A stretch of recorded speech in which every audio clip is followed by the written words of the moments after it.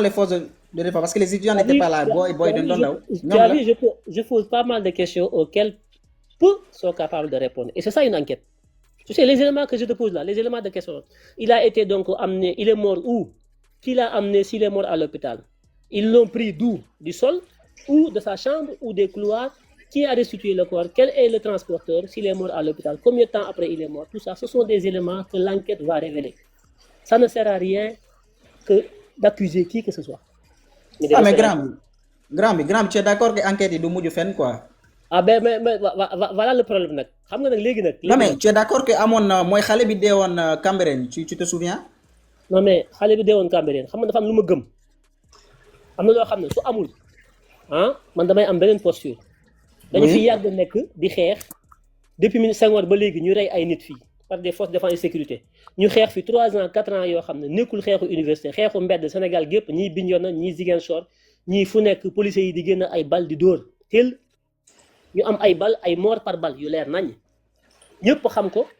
ba léegi amuñu justice ci loolu. Voilà. xam nga ñuy xeex ñun ñu ñëw jëlee fi ñooñu par notre combat ñu indi un régime boo xam ne dañ ne ñun dañ fi jëlee loolu man ma gëm ne Yacine Fall ministre de la justice Me Bamba Cissé ministre de l'intérieur Ousmane Sonko premier ministre plus ou moins Bassirou Diomaye Faye même s'il y a des doutes dama gëm ne ñun suñu régime bi amuñu sañ-sañu jiite ay forces de défense et de sécurité mu am ay bavures am une vérité sur une personne morte ñu di ko jéem a camoufler comme ça loolu man mënu ma ko gëm. mais amoon na le boy à Cambérène la fan la mujj depuis juillet. amoon na mais bi ci ban régime la amoon. Bah Diomaye c'est sous Diomaye. ban kan la. Sous Diomaye à Cambérène xaar ma génneel la le jeune qui est mort à Cambérène là ba Diomaye avait promis de faire des enquêtes il a même instruit le ministre de l'intérieur le ministre de la justice. Bah kii bavure policière la. bavure policière ñoo ko door bum de. Voilà, en tout cas, sous Diomaye à Akhenaton, sous Diomaye. Non mais éternel optimiste. Moi, je t'emprunte ton nom. Moi, je suis optimiste là. Jusqu'à preuve du contraire, hein. Je ne juge pas aujourd'hui ce qui s'est fait dans le désespoir en fonction de ce qui s'est passé. Ce qui s'est passé, on est d'accord. C'était au moment. Akhenaton. Oui, je t'écoute, oui. Akhenaton, li nga doon amna solo trop. C'est ça. Donc, peut-être tu auras raison, hein, optimiste. Peut-être tu auras raison, mais laissons le temps, laissons l'enquête se dérouler comme il faut. Après, on va apprécier. Non, mais Grand, ils avaient promis celui de Cambérène des enquêtes depuis Mingini, depuis juin, Moudul Fen. Enquête, là. Enquête, moi, Khalebi, Boy Bidon Cambérène et Rosso. Diomaye Faye avait même fait une sortie. J'ai même la vidéo Boumouné. Sous Morel, ce n'est pas du tout acceptable que la police aujourd'hui tue des populations parce que le rôle de la police est de protéger la population. Depuis juillet. On avait tué quelqu'un.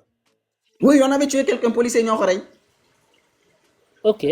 Mais non, mais, depuis juillet, à Kenaton, depuis juillet. Non mais peut-être l'enquête est en cours aussi. Bon, je sais pas. Grand, on a vu ça plusieurs fois. Yo, Grand, t'es optimiste parfois de. Non, mais une enquête pour ça, c'est quelque chose qui doit se faire rapidement et puis on classe, on avance pas. Non, mais depuis juillet, Moudul Fen, te gars et policiers yu ko ray, xam nañ ko. Le président Diomaye Sakh, je pense, il s'était même déplacé pour aller à Cambérène, aller rendre visite à la famille. Est-ce que le policier n'est pas sanctionné entre-temps? Non, parce que Grand, il y a un journaliste indépendant qui nous pose la question avant-hier, non, rien. Il n'y a eu aucune suite, absolument rien. Ah, qu'est-ce que tu préconises? Donc, à partir de là, pour il n'y aura pas de justice, c'est pas la peine. Donc, il faut. Qu'est-ce que tu peux. Supposons que les gars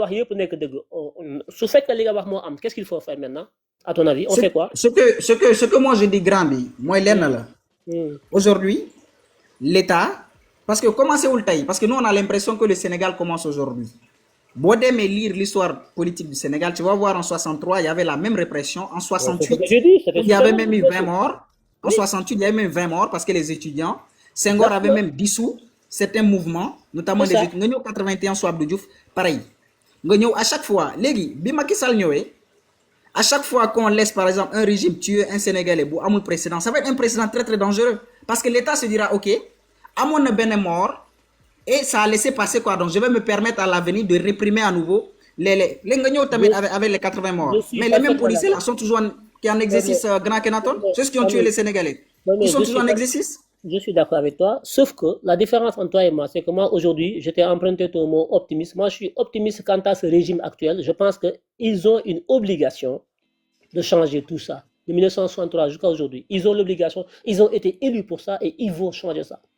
Pourquoi je... Attends, Macky Sall aussi avait été élu pour faire de bonnes choses, mais finalement, il a fait de mauvaises choses. Senghor aussi, Abdou Diouf. D'accord, mais on verra. Macky Sall a fait 12 ans pour être jugé à la fin. Nyom, il vient d'arriver 2 ans. Maître Bamba Sissé, lors de la conférence de presse, a eu une posture double. Il a constaté des choses que la police a faites qu'il n'a pas appréciées, comme du côté des étudiants.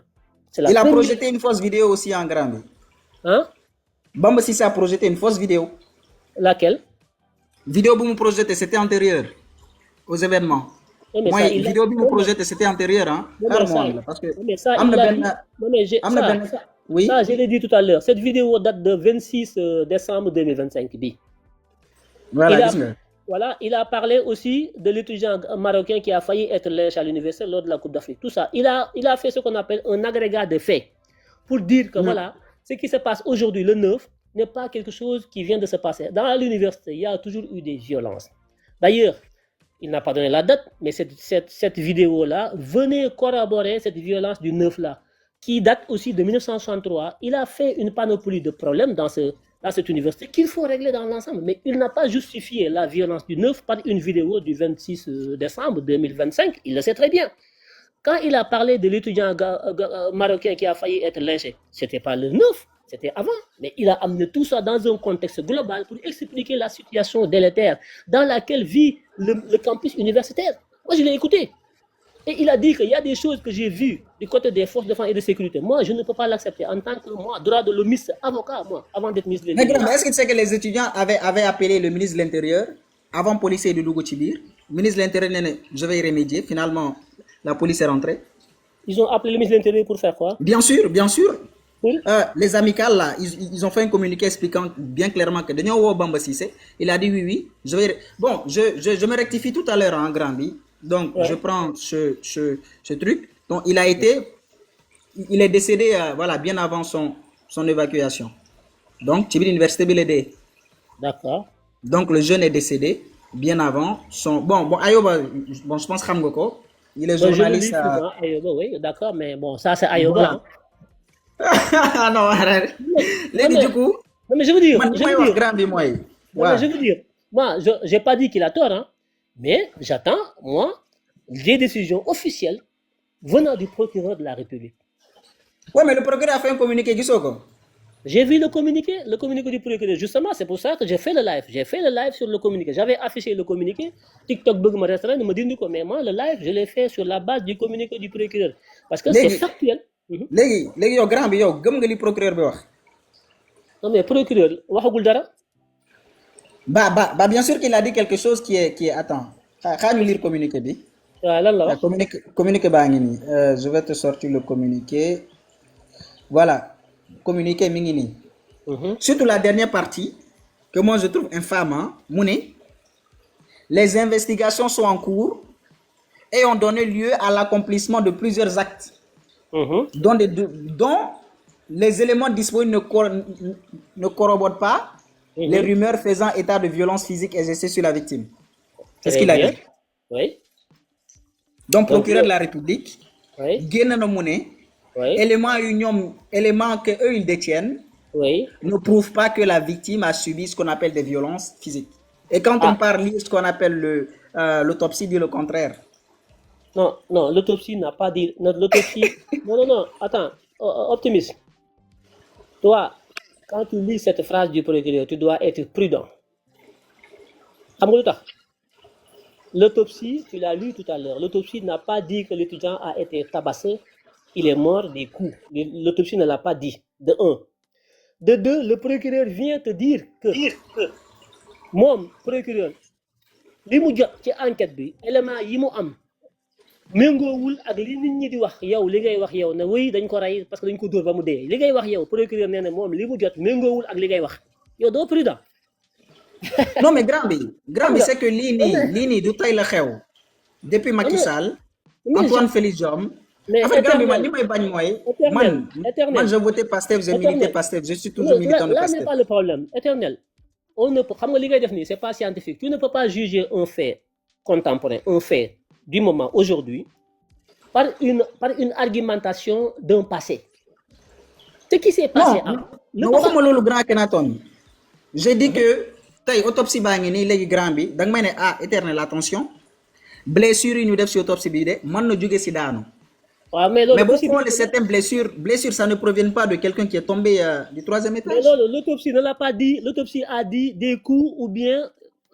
un impact au sol. Au sol. Non, 8 blessures la génn autopsie, 8 blessures. Xama génnal autopsie. Xam nga sànq dama la laaj ci ban étage la jógee, ban étage la nekkoon. Xam nga boo nekkee 5e étage daanu ak boo jógee 2e étage daanu. Choc bi du bokk. En fonction du poids et en fonction de la distance, boo cëppeeloo ñëw choc boobu mën na bañ a bokk moo tax ma ne la man ak yow nañu tey on doit être prudent. Toi tu ne dois pas faire des déductions, encore moins moi. Laissons le procureur bi am ay éléments parce que le procureur a engagé la sûreté urbaine sur les responsabilités, a engagé la DIC sur les circonstances du décès de monsieur Abdoulaye Ba étudiant. Pour une le procureur travaille pour le ministre de la Justice, travaille pour le gouvernement. Non, justement. Le gouvernement ne va jamais assumer sa responsabilité. Non, ben attends, pour une première fois, man, dans ma vie, pour une première fois, me gis un fait de ce genre, dans l'enquête, nous désignons ñaari services de l'État, sûreté urbaine et DIC, concomitamment pour que quelqu'un ku nekk ñu am lu ñu le confier. D'habitude, c'est un seul service qui fait l'enquête. C'est la première dans l'histoire du Sénégal, me gis procureur, jël ñaari service, ku nekk yow defal ma lii, yow defal ma lii. Ça peut vouloir dire, j'ai pas dit que c'est le cas, mais ça peut vouloir dire que peut-être l'enquête est sérieuse et que le procureur bëggul parti pris moo tax mu diviser ko pour que mu mën a am le maximum d'éléments pour apprécier. On a vu ce scénario plusieurs. Non, mais j'ai jamais vu ça, moi. Tu me dis, moi, j'ai jamais vu. Grand xool man li may wax rek pour daanu parce que bëgguma monopoliser ton panel. Je préfère en tout cas toog di jàng si suuf. En fait man li ma bëgg a wax mooy tey la violence d'État ça fait partie des programmes politiques de Pastef. Pastef, ils sont venus avec un autre paradigme en disant quoi? Plus jamais un Sénégalais tombera sous le coup de violence policière. Parce que moi je parle pas de bavure, mais plutôt de violence policière. Parce qu'il faut respecter la dignité de chaque être humain. Première chose, Bimo Amon sous Diomaye, moi le premier cas que je te dis à Cambérène et à Rosso, les policiers d'Orlen Bougnoudé, le président de la République,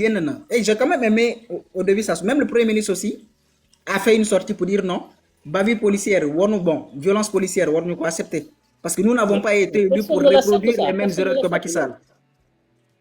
Tu vois? Donc nous n'avons pas été élus pour reproduire les mêmes erreurs que Macky Sall. Le président Diomaye a promis des enquêtes et a même instruire, je pense que c'est comme ça on dit instruire, le ministre de l'Intérieur, le ministre de la Justice et même qui dit les gendarmeries pour nous mener des enquêtes rigoureuses et que les responsables soient sanctionnés. Mais peut-être qu'ils ne le faire. Quand on revient encore, quand on voit qu'il n'y a pas eu de retour, bon, même au moins qui grandit, parfois c'est bien de rassurer la police, de dire que oui, les enquêtes sont toujours en cours. Mais Demna War sur la page de la police gendarmerie, j'ai rien vu, même personne ne commis depuis juillet, depuis juillet 2025. Les Guignons atteignent encore une fois, un étudiant a été tué. Manmi, d'accord avec la thèse qu'il a été tué parce que c'est pas la première fois que la police sénégalaise le fait. Et que le fait que Diomaye n'a pas sanctionné au début les policiers, et je suis sûr en Gambie, si Diomaye au début avait sanctionné les policiers qui avaient tué le jeune qui a cambré, c'est pas Diomaye qui sanctionne, c'est ça le problème. Non, mais Diomaye c'est le président de la République. Quand je parle de Diomaye, parce que l'État c'est une hiérarchie. Comprendre? Quand tu sanctionnes déjà 80 morts et âmes, bataille justice amoul, dont la police va se permettre de tout faire, tu es d'accord avec moi? Non, mais c'est la justice qui doit faire son travail. Et la justice aujourd'hui. Non, mais attends, Diomaye ne peut pas sanctionner, ça ne marche pas comme ça en État. Quand il y a des problèmes constatés, il faut enquêter. L'enquête, pour toi, peut-être il faut le faire au bout d'une semaine, boucler l'enquête dans 1 mois, 2 mois, et puis prendre des sanctions. Pour toi, c'est comme ça que l'État doit fonctionner. Ça peut ne pas être le cas.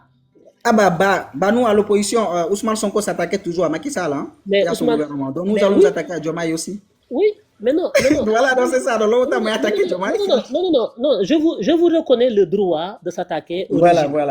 Mon problème n'est pas à ce niveau. Moi, je ne suis pas d'accord avec vous sur vos arguments, mais je ne vous récuse pas. Je n'ai pas dit que vous n'avez pas le droit de vous attaquer au régime. Vous avez le droit. On est en démocratie.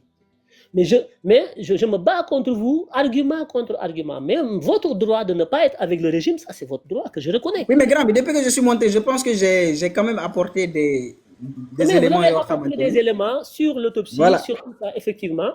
Vous Voilà, avez qui fait me un permettent, glissement- moi, vous de avez fait un corroborer glissement en disant que donc il a été tué. Non, l'autopsie n'a pas dit qu'il a été frappé. Non, mais l'autopsie n'a même jamais dit. L'autopsie voit juste, par exemple, lan moo cause décès bi blessure dañuy génne léegi ñun ñooy xool blessure yi. Est-ce que ça peut être causé par quelqu'un qui est tombé du troisième étage? Exactement. Voilà là la question. Maintenant, moi, je dis, il y a certaines blessures qui tirent. Moi, ça m'a donné l'avis d'un expert sur ça. Voilà. Qui explique qu'effectivement, il y a certaines blessures qui ne peuvent pas être causées par troisième étage. Lola on explique tout à l'heure les blessures. Moi, t'as sur ma caméra. Mais pour me ça, dire. Et puis voilà. mais ça, l'enquête va le révéler. L'enquête va dire que non, certaines blessures ne peuvent pas être provoquées par une chute. Ah, mais le procureur l'a dit déjà. Le procureur, il n'a pas été tabassé, il n'a pas été violenté. La victime n'a pas été Qu'est-ce qu'il a violentée, selon les éléments qu'il détient. Qu'est-ce qu'il a dit? Mi ngi ni procureur de la République. Oui. Moom laa lay liiral léegi nii. waaw léegi procureur su waxee loolu yow nga ñëw wax le contraire te yow procureur outil yi mu am moyen yi mu am sûreté urbaine DIC renseignement yi mu am tout ça di def enquête nga xam ne moom dossier bi procureur Diomaye sax mënul lem loxoom. Ah bah le procureur de Macky Sall aussi avait ce même pouvoir, hein. Mais justement, ils avaient le même pouvoir. Ouais, et puis ce sont les mecs qui ont dit Ousmane Sonko. Il y a des forces occultes, terroristes, tout ça. Il est financé par le MFDC. Donc, argument, ça ne tient pas sincèrement. Non, on s'est beaucoup battu sous Macky Sall pour que justice se fasse. On sache qui a fait quoi, qui est qui. On s'est beaucoup battu pour ça, non? Macky Sall, on ne lui avait pas demandé de renvoyer les policiers et les gendarmes, on lui avait demandé justice. Si je me trompe. Grand rôle, je réponds à un appel, je reviens. Hein. D'accord, vas-y. On a toujours demandé justice à Macky Sall. Il l'a donné, il l'a pas donné, il a fait une loi d'amnistie. Nous réclamons justice aujourd'hui à la justice de Bassirou Diomaye Faye. Aujourd'hui, sur le cas du décès de Abdoulaye Ba.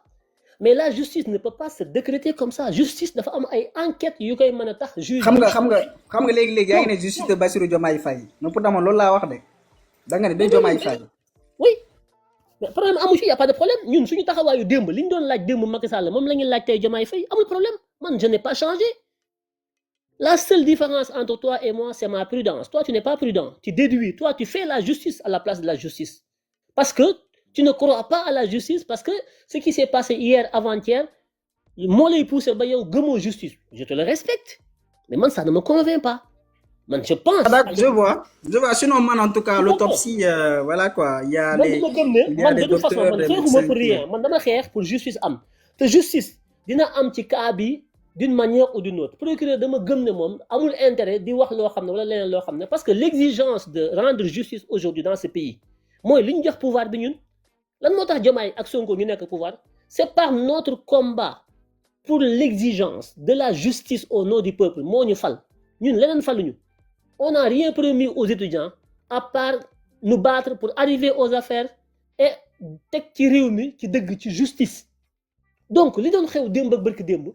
loolu ñun dañ ko bañoon on a toujours été contre cela. C'est ça qui nous servait de carburant pour nous battre ñëw ci pouvoir bi. On est au pouvoir aujourd'hui. Moi je me bats aujourd'hui pour que la justice soit là. Li ma doon xeex démb contre Macky Sall moom laay xeex tey pour que ñu justice am. Maintenant nag du ma pessimiste au point que oui hier il n'y avait pas de justice, aujourd'hui il n'y en aura pas. Je pourrais le dire demain, quand j'aurai des arguments et des faits factuels qui prouvent que, ñi ma teg fii kat pour ñu indi justice, ñoom nekkuñu doxal justice. Mais mënaguma leen accuser, on est au début. Nañ leen jox le temps et le bénéfice du doute, ñu xool ba xam procureur fan lay mujj ak lu ci mën ci xem, ñu xool surtout ya responsabilité yi teg. Mais man pour une première fois ma gis enquête procureur diligenté ñaari service de l'État, sûreté urbaine DIC. Kenn ku nekk def enquête ku nekk mu ne ko defal ma lii defal ma leen suñu paree indil ko mu xool jox juge d'instruction ñu ubbi ay enquête kuñ ci war a entendre ñu entendre la police ak comme ci manti doon on veille yaa ngi fi maa ngi fi bu ñu yàkkamti bu kenn yàkkamti dañ taxaw déglu xaar mais justice dina am de man loolu dama ko gëm parce que ñi ñu teg ci bopp réew mi xam nañ lan mooy injustice te mënuñu fee toog di nëbb une partie wala autre partie ci loo xam ne y a un fait y a eu un mort dafa war a am justice benn mort bi su amee te justice amul donc loolu dafay justifier 80 et quelques morts yu Macky Sall yi amoon te justice amul su boobaa nag man ak yow ñooy bokk combat su boobaa man sama optimiste bi sama xalaat bu rafet bi ma am dafay changer te li koy changer mooy li ma jàppoon ne moo war a am amul su boobaa damay changer attitude taxaw fële ne éternel yey na ma moom ne woon na justice di am wax na dëgg justice amul kon man ak éternel ñëw bokk combat pour justice am mais bu justice amee éternel da nga war a changer ñëw ne ma man dama foogoon ne justice di am ndek justice am na désormais kon y a de l'espoir dans ce pays sous le régime actuel que justice désormais dafay am parce que man loolu laa gëm c'est simple que ça Pape Athie bismillah dafa mel ni éternel dafa jàpp. waaw maa ngi lay ziar. di delloo ziar bu baax. di la jox sa wàccuwaay ni maanaam man moom samay kii di si bari mais dafa mel ne da nga am problème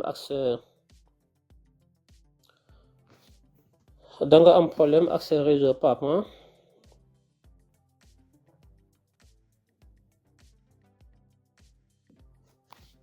waaw sa réseau bi mooy problème quoi allo Dame Gueye ñëwal. salaamaaleykum grand xew maa leen di ziar. ñu ngi delloo ziar. di leen bëggewaat bu baax di rafetlu waxtaan bi. ñoo ko bokk. di wax ne man benn point rek laa xamante ne man moom je pourrais pas le pardonner à ce régime jusqu'à ce que justice soit faite. Parce que avec tout ce combat qu'on a battu. Injustice yi ñu dund yëpp sunu depuis 2021 jusqu'à nos jours. te yaakaaruñu woon wala amuñu woon xel wala amuñu woon xalaat ne tey jii ne man su ma tëddoon bañ yeewale mais dinañ doxati ba tey injustice bii ñuy dund dina amati si mim réew. Moi j'allais plus le croire. Parce que à chaque fois de 2000 jusqu'à nos jours bi ñu xamee ràññee ba léegi. Chaque fois ce sont les jeunes qui vont être ñoom ñoo doon agneau du sacrifice. saa bu ñu soxlaawee ce sont les jeunes qui sortent.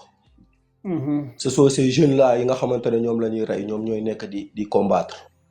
Ce sont ces jeunes yi nga xamante ne tey ñoom ñoo nekk ñi leen di rey ñoom tey jii nii ñoom ñooy soxla dara. di génne sur le terrain di am lu leen naxari du ñu am fuñ ko yuuxoo buñ génnee di ko magnifier wu. ak manière bu mu mënti doon nos autorités ne sachent pas ou bien ne savent pas lan moo war a metti seen askan ba ñu war a tax ñiy doxalee ni mel ba ñuy génne ay forces de l'ordre à chaque fois chaque instant chaque moment saa bu ñu yaakaaree ne lii dootu fi amati tey la wàllu gën a aay ñun kañ la ñuy toog ci mim réew di Sénégal sentir suñu bopp en sécurité en 100%. Ou bien nos forces de l'ordre ils se sentent supérieurs que les simples citoyens. am na loo xamante ne nag trop c'est trop gis nga nos autorités ils doivent prendre leurs responsabilités man je suis de tout cœur avec ce régime parce que je suis de 100% Pastef. Ce sont les sangs de Pastef qui coulent dans mes veines. ndax démbax barki démb bi ñu suñuy parents doon ñu tere ne bu leen fi génnee di dem manifestation wala bu leen fi demati di xeex buñ la jàppee sama tànk du fa tegu wala di ñu xas di ñu dóor lu nekk ñu koy wax di ñu saaga ñuy génn di laxatu di tëb miir di dem ay manifestation c'était juste que pour que l'injustice jeex ci mim réew. man mënuma concevoir étudiants yi lu ñu mënti def mais ces forces de l'ordre li ñu doon def c'est trop abusé. C'était trop même abusé même. Dans un pays où ñu jàpp ay doomu aadama des forces de l'ordre te ay nit di leen jàpp di leen dóor xoolal bouclier yi ni mu diisee xoolal casque de protection yi ñu takk ni mu diisee nga mën a tiim sa moroomu nit nga jàpp ko di ko dóor ci bopp bi si une personne bi nga xamante ne il n'était pas armé il est désarmé nga jàpp ko di ko torturer à cette façon mu mel ni comme si que on n'est pas dans un pays bi nga xamante ne tey c'est un pays très démocrate. am na yoo xamante ne nag le président Bassirou Diomaye Diakhar Faye et son excellence monsieur Ousmane Sonko qui est notre leader notre référence dañoo war a jël seen ay mesures yu strictes prendre des sanctions très lourdes parce que man moom de ma part personnelle j'attends pas de justice parce que kuy xaar sa 80 personnes yi nga xamante ne dañ leen a rayoon au moment où yaa ngi doon xeex pour prendre ce pouvoir mënagoo am justice nga ñëw tey jii nii ba toog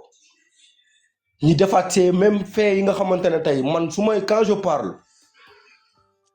jamono yi ma doon dem manifestation ñuy jàpp samay morom di leen torturer nii ma koy gis di ko naxarlu ba tax ma doon tax saa bu ñu oowee manifestation lu ma jàppoon ma koy bàyyi toog ay 2 mois yoo xamante ne dama doon abandonné sama liggéey rien que pour injustice waaw mais ma tuuti rek lii may wax nii c'est un cri de cœur lu nekk sama xol la barke alxuraanul karim mais dafa am loo xam ne cri de cœur baax na trop kenn ku ci ne am nga sañ-sañ bu dara xewee nga génne sa cri de cœur mais gis nga état la affaire de justice depuis Senghor ba léegi éternel wax na ko sànq ay problème la ci réew mi problème yooyu moo tax étudiants yi di xeex moo tax yenn sénégalais yi di xeex moo tax ñuy fal ñii di folli ñii di yéeg ñii di wàcc le problème bu leen yaakaar ne c'est un problème simple boo xam ne Ousmane Sonko moo koy réglé wala Bassirou Diomaye Faye wala Macky Sall wala kërëb c'est un problème boo xam ne ni ngeen ko bëgg a réglé yéen koo ci dégg naa la ngay wax sa bëgg-bëgg ak sa yëg-yëg ngay wax c'est normal mais ku la dégg ni ngay waxee day xam ne yow problème bi xamoo nu ñu koy réglé te su ma laajoon ne problème bi yow noo koy réglé li nga fi wax yëpp su ma la laajoon ne yow boo ko bëggoon réglé. je vous écoute grand affaire pardon dama amoon appel maa ngi lay déglu dama amoon appel maa ngi lay déglu. maa ngi la problème bi li nga fi wax yëpp tey yow problème bi soo waroon a nekk tey soo nekkoon président Diomaye Faye noo ko réglé yow. xam nga am na loo xamante ne c'est le président Bassirou Diomaye Diakhar Faye mi nga xamante ne il est le chef suprême des armes. waaw. tey jii ne am na yoo xamante ne moom moo mën a jël benn décision. gis nga xam nañ ces forces de l'ordre yi nga xamante ne ñoom ñoo wàcc woon sur dégguma. boo nekkoon tey place am ban décision ngay jël. ces sortes de torture là vont toutes les gendarmes qui étaient là-bas. yu doon def ces genres de torture ils vont le payer. mais noo koy ils vont subir des sanctions ñoom ñëpp. ñoom ñëpp on a presque des images on va commencer par le supérieur. en faisant quoi. parce que ñoom ñoo ko consoné parce que ñoom ñi nga xamante ne ñoom ñoo fa nekk di def yenn yi ñi xamee leen avant toute chose dañoo war a matriculer toutes les gendarmes yi nga xamante ne bu ñuy wàcc sur le terrain. mais loolu am na ba pare les gendarmes sont connus ñu fa ñàkk ñoom ñëpp am nañ matricule loolu di problème loolu am na non yow boo doon jël. mais comment tey supposons comment distinguer les gens yi nga xamante ne ñoom ñoo fay nekk tey jii ni doon def ces genres de torture. voilà c'est une bonne question comment distinguer ça xam nga yow ab laaj la xam nga yaa ko laaj xam nga loolu yaa ko wax comment distinguer mooy faram-fàcce mooy bañ a juum loolu. boo merci. voilà bañ a juum soo bañee juum xam nga looy def da ngay maandu tëddee njaaxaanaay sa aqulaahi taala fexe uti dëgg te ku dëgg gi dal ci sa kaw nga dóor ko mais mënoo toog fi nga toog. di laaj ay sanction te xamoo fooy teg sa tànk xamoo ku def ak ku deful yi fi lëndëm ñu jox ko ab procureur muy enquête nga ne gëmoo justice sanction balaa am ci république bu normal bu démocratie bi tax ngay jooy ne waruñoo torturer sanction mënoo toog fii nga toog di ko def moo tax ma laaj la yow ba nekkoon place Diomaye looy def mais tu as du mal à me dire nooy def parce que yëf yi sempewul comme ni ngeen ko yaakaar ne fal nañ le président rek yaay buuma ko bummi Diomaye mënut a jël benn décision boo xam ne décision de justice amu ci république bi ñuy am république bu dox ci ay texte la nekk président tekkiwul am benn problème am ku dee am ñu dóor kii wala ku daana wala kërëb nga toog fi nga toog bës ki sa bu toog di dàq ka di wàcc c'est de loolu bu ko Diomaye defee injustice la bu jëlee décision wala décret dàq kenn ki mu dàq dañu jël décret bi yóbbu ko cour suprême attaqué ko pour abus d'autorité abus de pouvoir parce que képp ku ñuy accuser tu es présumé être innocent c'est un principe de droit réew du da ngay toog di wax lu la neex parce que sa xol tàng na réew dafa lu doxee ki ngay accuser yow kooku dafa am présomption d'innocence yoon daf ne dañu ko tuumaal am na amul yoon mooy wax ndax am na wala amul sanction muy mujj accès guñu fa ñoo ngi ci enquête mbokk yi nañu bañ a bàyyi stop suñu xol yi ak suñu yëg-yëg yi di wax boo xam ne yow mii di wax su ma wàcce woon Diomaye jox la place am lu Diomaye def ngay def mënoo à moins que ngay jalgati yoon di décider à la place de la justice bi nga xam ne moo war a enquête juge bi war a àtte ba pare Diomaye soo ko mën a jël décret pour dàq wala mu wàcce wala mu affecté mais Diomaye bu fekkee mooy buuma ko bummi kon justice lu mu fi def bu fekkee Sonko ak Diomaye ñooy toog di yëkkatee ko wàcce kon kay réew mi ñun kenn dootu fi falu kon ñoom nañ fi toog à vie il faut ngeen di seetaan seen bopp yi li ngeen di wax de réew dafa am ay canevas yu muy jaar am yu muy dox ku ci nekk ñu la yow lii mooy sa liggéey fii la sa sañ-sañ yem fii la tàmbale fii la yem bu ñu yàq réew mi bu ñu nasaxal Sénégal ci ku nekk di wax sa xalaat ak sa bëgg-bëgg te réew mi dañ koo nas ci ay canevas ci ay droit ay texte ay loi yoo xam ne premier dafa am fu mu tàmbalee fu mu yem sañ-sañam juge bi am sañ-sañam fu mu tàmbalee policier bi am fu mu tàmbalee fu mu yem étudiant bi am ay droit am fu mu tàmbalee ak fu mu yem président de la république am ay sañ-sañam fu mu tàmbalee fu mu yem mais bu ñu wax rek ci suñu ay bëgg-bëgg suñu xol yu tàng ba jaxase lépp ba réew mi jaxasoo kenn du ci mucc attention. dañuy wax waaw sur ce point je suis d'accord avec vous mais tey yow xaw ma fooy tàmbalee parce que mënoo xëy di dàqee mënoo boo ko tegee boo dàqee ñu dem cour suprême dàq sa décret en tant que président sûrement ay enquête dina am mais déjà léegi actuellement nii jàpp naa ne tey jii ne am na yeneen changement yi nga xamante ne tey war nañ kaa def ak suñu force de l'ordre yi nga xamante ne ñoom ñooy wàcc sur le terrain di def ay intervention ñu defal leen ay numéro de matriculation yi nga xamante ne tey képp koo xamante ne boo taxawee de loin di nga mën a gis seen numéro de matriculation yi nga xamante ne tey jii ni ñoom lañ leen takkal au cas où bu ñu wàcceetee sur le terrain di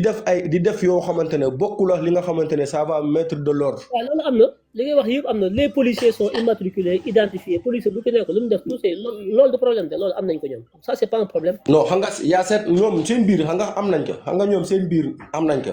mais les Sénégalais aussi tamit dañoo war di taxaw fële de loin mën a identifier numéro plaque ki nga xamante ne tey jii nii mooy homme de tenue bi nga xamante ne moom mooy wàcc sur le terrain. di mettre de l'ordre nga xamante ne tey ëllëg bu coow amee ñoom ñi nga xamante ne ils sont pas par exemple man ma nga xamante ne maa ngi jàkkaarloo les faits di ko jël en image suñ paree image yooyu boo ko jëlee yóbbu ko si seen ay autorités dañ mën a identifier immédiatement. non mais l'homme de tenue qui était en train de mettre de l'ordre. identité bi gën a leer kay mooy kanamu policier buy def bavure nga filmer ko kooku kay am nga ko looy soxlaati ay numéro d'immatriculation. non supposons su may wax tey jii nii xam nga tey mën na nekk de loin nga jël image bi kanam gi du leer. parce que y a certaines images yi nga xamante ne yi nga xamante. immatriculation bi naka lay leer immatriculation kanam moo gën a rëy bu kanam leerul kay immatriculation du leer. loolu non par exemple seen poitrine devant et derrière mën nañ see def ay numéros yi nga xamante ne tey en blanc dafay clair tey boo jaxawee fële boo jëlee image da nga ko mën a jël. mais mën a xam ne ce gendarme là moom moo doon def bavure bi. mais par exemple supposons tey ñoom seen numéro de matriculation yi ñu yor dafa ndaw trop ndax y a certains ñoom bu ñuy lire dañuy takk ay masque ak ay kagul. mais loolu est-ce que li ngay wax ni ay immatriculation identification est-ce que dafa poser problème est-ce que dañoo am problème mu identifier ñu def bavure yi waaw wala déet je ne pense pas que loolu nekk problème bi nekkul ci kan moo ko defee ku ko deful problème bi mooy ndax li ñuy wax ne am na wala amul mais ñi ko def loolu du problème identifier leen ça léegi xam nga supposons tey jii nii les bavures yi nga xamante ne moo doon am UCAD y a certaines images yi nga xamante ne tey ñun ñu ngeex moom tey su ma si génnoon benn vidéo tey jii nii ñi teg ko nii un gendarme qui s'est cagoulé takk son casque de protection jël yor carapace-am jàpp un étudiant di ko dóor kooku naka nga ko mën a identifier. ñoom seen biir dañuy après. non mais yow image yi dama nga jox ko police wala nga jox ko ñuy enquête image yi nga am yow ñuy cagoulé di dóor dama jox ko enquête dama jox ko dig bu fekkee am image dama jox leen ko ñoom ñooy enquête. du yow yaay enquête du ñun askan wi ñooy enquête man duma enquêteur yow doo enquêteur ñun enquête ñu de boo gisee ay loo xam ne jaadul nga filmer ko sa téléphone am ay image dama jox ko fa ñu ubbi enquête ba nga jox leen ko muy ay éléments c'est des pièces mais du yow yaay enquête du man maay enquête ñun des fois dañuy bëgg a nekk imam bi bëgg a nekk ministre bi bëgg a nekk juge bi bëgg a nekk DIC bëgg a nekk enquêteur ñun dañoo bëgg a nekk lépp te suñu njàng mukkul loolu tamit problème la ci réew mi ñun on veut être tout il faut ñu defal ñu ay numéro ci policiers yi ñu mën leen identifier mais ñun ñooy enquête ñun ñooy xam nga tamit nag ñun tamit nag am na foo xam ne tamit nag réew mi nag il faut ñu organiser ñun daal lépp la ñu bëgg a man lépp la ñu bëgg a xam lépp ñoo koy def ñun daal xam nga tamit nag réew mi nag am réew mënut a doxee noonu li ngay wax amul France amul Japon amul États-Unis amul ci benn dëkk bu développé mais ñun lépp dañ ko bëgg a layal il faut ñu defal ñu ay numéro yoo xam ne da ngay toll ajak di gis numéro policier bi mën koo filmer pour mën ko même boo ko amee ñun enquête ñu ñoom ñiy enquête ñoom yaakaar nañ ne amuñu problème mu identifier ban policier moo def lii ak ku def lee loolu du problème coow li mi ngi ci kii dañ koo dóor mu ci la dee wala dafa cëppeelu daanu dee loolu mooy coow li waaye kii moo ko def kee moo ko def loolu enquête dina ko révéler loolu c'est pas un problème. supposons comme bu may wax comme ces genre de format yi moo tax may wax quoi par exemple quoi def ko grand écran nga xool comme exemple par exemple su may wax comme ce genre de format laay expliquer quoi mais néewuma en cas pour par exemple man mi nga xamante ne je suis un simple citoyen man maay ñëwaat après di ko lii quoi ah xam nga tey kii bu takkoon kagulam visible et takk obligatoire casque au service au Sénégal. xam nga tey kii bu takkoon kaskam tey takk kagulam de protection am xam nga doo mën a gis visage am mais tey jii lii nii rek xam nga ce sont des éléments de preuve yi nga xamante ne tey buñ demoon gendarmerie boo yóbboo vidéo yi aajowul ñoom ñi siy nekk di xam kii wala la ñoom une fois que ñu yor rek dinañ xam seen cible fan lañ jëm directement daf leen di gën a yombalal seen liggéey. gendarmerie ak police amuñu problème mu identifier ñi yow yaa am problème bi mais ñoom amuñu ko c'est le problème moom laa lay wax yow yaa am problème bi yow te yow doo enquêteur mais ñoom amuñu problème mu identifier kii ci seen biir ak qui a fait quoi ñoom amuñu lay problème de loolu mooy différence ñoom amuñu problème mu identification yow yaa ko am parce que yow nekkoo ci seen biir yow civil nga ñu fàttali ne police ak militaire bokkuñu leen ay jargon yow yaa ngi dans le jargon civil ñoom ñi ngi dans le jargon militaire. mën leen a je le sais. mënoo xam nga y a certaines actions xam nga y a certaines actions yi nga xamante ne tey ils ne te permettront pas ngay am occasion wala opportunité di lii xam nga y a beaucoup de Sénégalais yi nga xamante ne tey da ngay ñëw fii da ngay dégg ay cas parmi les chauffeurs da ngay gis benn gendarme ngool bu la dogaale si tali bi mu arrêté la récupérer sa permis yaa ngi dégg na la fekk ma brigade sàngam léegi yow tu sais pas comment l'identifier après doo xam nag la ngay def doo xam mën a xam kan la da ngay nekk am na ñoo xamante ne ñu ngi siy topp pendant des années di daw ba nii xamuñu kan moo récupérer seen permis. mais dañ lay defal attestation non. dégguma. bu ñu récupérer sa permis dañ lay defal attestation non. am na ñoo xamante ne dañ leen defal attestation am na ñoo xamante ne dañuy ñëw récupérer permis ne la fekk ma place sàngam point. non mais attends même pas. ah mais loolu moom leneen la quoi loolu moom. moo tax ma ne la xam nga tey une fois tey jii nii yenn ay am xam nga ki nga xamante ne jàngul sax le minimum dañu xam ne la majeure partie de ce pays ñu si bëri tooguñu baawu école tey jii nii am na yoo xamante ne le minimum tey boo jàkkaarloo nit ki sax tey boo ko xamul am na loo xamante ne di nga am benn indicatif bi nga xamante ne tey boo yeggee di nga mën a taxaw kat ne diw lii diw waaye lii laa gis loo xamante ne kat mën naa kaa identifier si nit ki nga xamante ne moom moo ma def lii. Bon, c'est une suggestion, oui, pourquoi pas. waaw si côté boobu laay waxee quoi. C'est une proposition, ouais, d'accord, c'est une proposition. Bon, ñu ngi déglu ñu ngi ci live yi peut-être que ñoom daal ci bàyyi xel loolu proposition. Je comprends note. foofu laay waxee quoi mais c'est pas de ce fait que après ñun ñooy pare di dem di def justice wala du genre parce que xam nañ ni nous sommes des civils. li ñu mën mooy lan alerter ak dem réclamer ak dem tamit dem gis loo xamante ne c'est anormal nga dem kii ko cadre boobu laay waxee quoi. comprendre naa ko c'est normal loolu je comprends j'espère qu'ils vont considérer ça pour que effectivement bon voilà y a pas que côté confrontation mais y a côté normal circulation auto yi ñu lay raquette fii corruption bi yooyu yëpp effectivement yooyu yëpp dafa nekk yoo xam man dal na ma Sénégal ma ñëw donc policier bi jàpp ma ne ma écoute téye sama permis dama sa assurance ma won ko assurance bi ndekete ci kaw oto bi assurance bi dafa jeex mais maa ngi woon ak assurance renouvelée bi ci téléphone bi mu xoolee ci plaque oto bi gis na assurance bi jeex na ci oto bi mais ci biir téléphone bi renouvelé nañ ko 3 mois avant après ma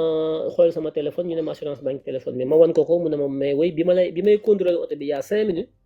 assurance bi da jeexoon na mais 5 minutes après nga wan ma assurance bi ñu renouvelé ma ne ko waaw parce que boobu assurance bi mën nañ ko renouveler sans pourtant ñu taf ko ci oto bi ça a été renouvelé il y a 3 mois pour 1 an. léegi nii sama téléphone ma wan la ko am nga appareil boo ci dugalee numéro plaque bi yëpp amul problème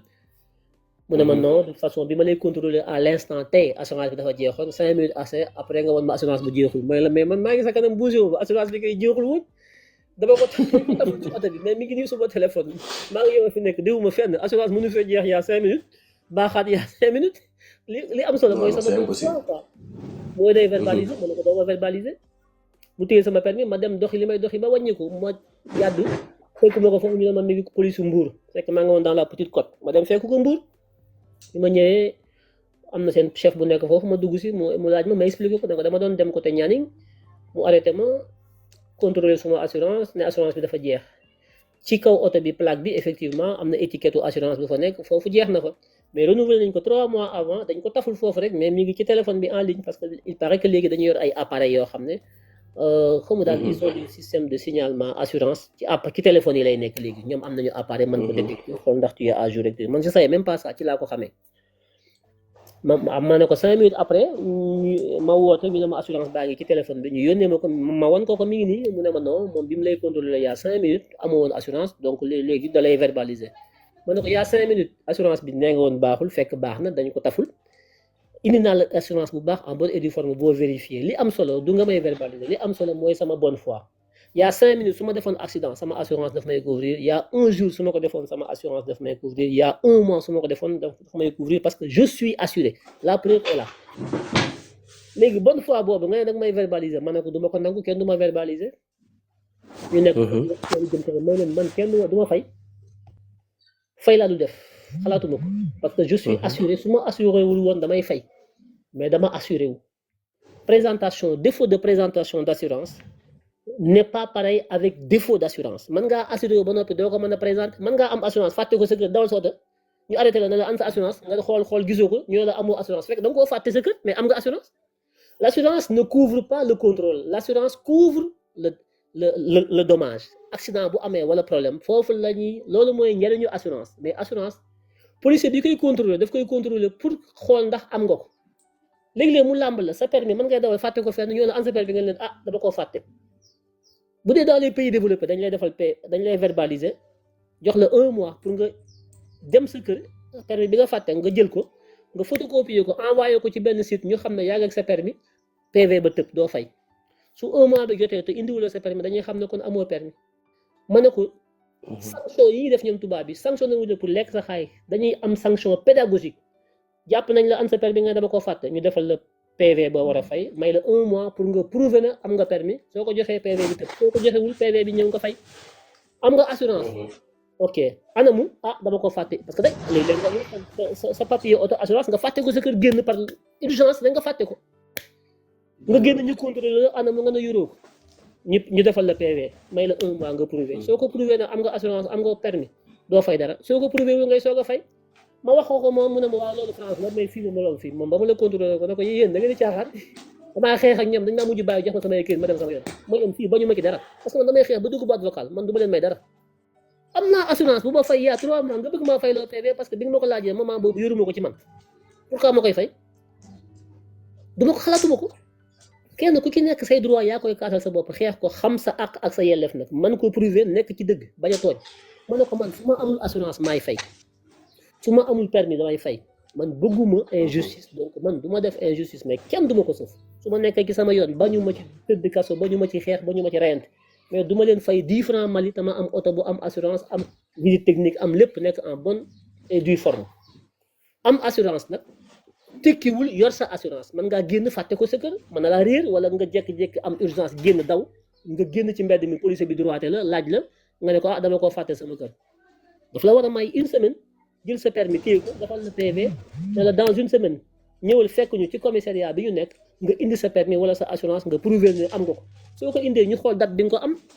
jour bi mu la jàppee su fekkee indi nga assurance boo xam ne am nga ko lu jiitu jour boobu mu xam ne bi mu la jàpp am nga assurance soo ko indee à partir de jour boobu ba ci jour bi ngay ñëw mu xam ne bi mu la jàppee ba noppi ngay soog a dagg assurance kon yow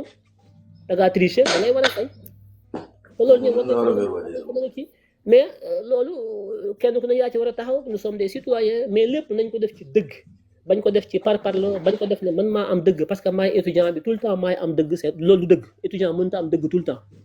état force de l'ordre yi mënuñoo am dëgg tout le temps justice sax day juum des fois justice du am dëgg tout le temps day juum des fois ñu juger ci seen bonne foi fekk dañoo juum day am loolu lépp day am donc ku nekk mais lépp na nekk bonne foi ak sincérité ñuy waxtaan leen yu ki nekk teg ko ci portable bi foo parparloo bi nga mu njëkkee wax sànq ci ay immatriculation ci contexte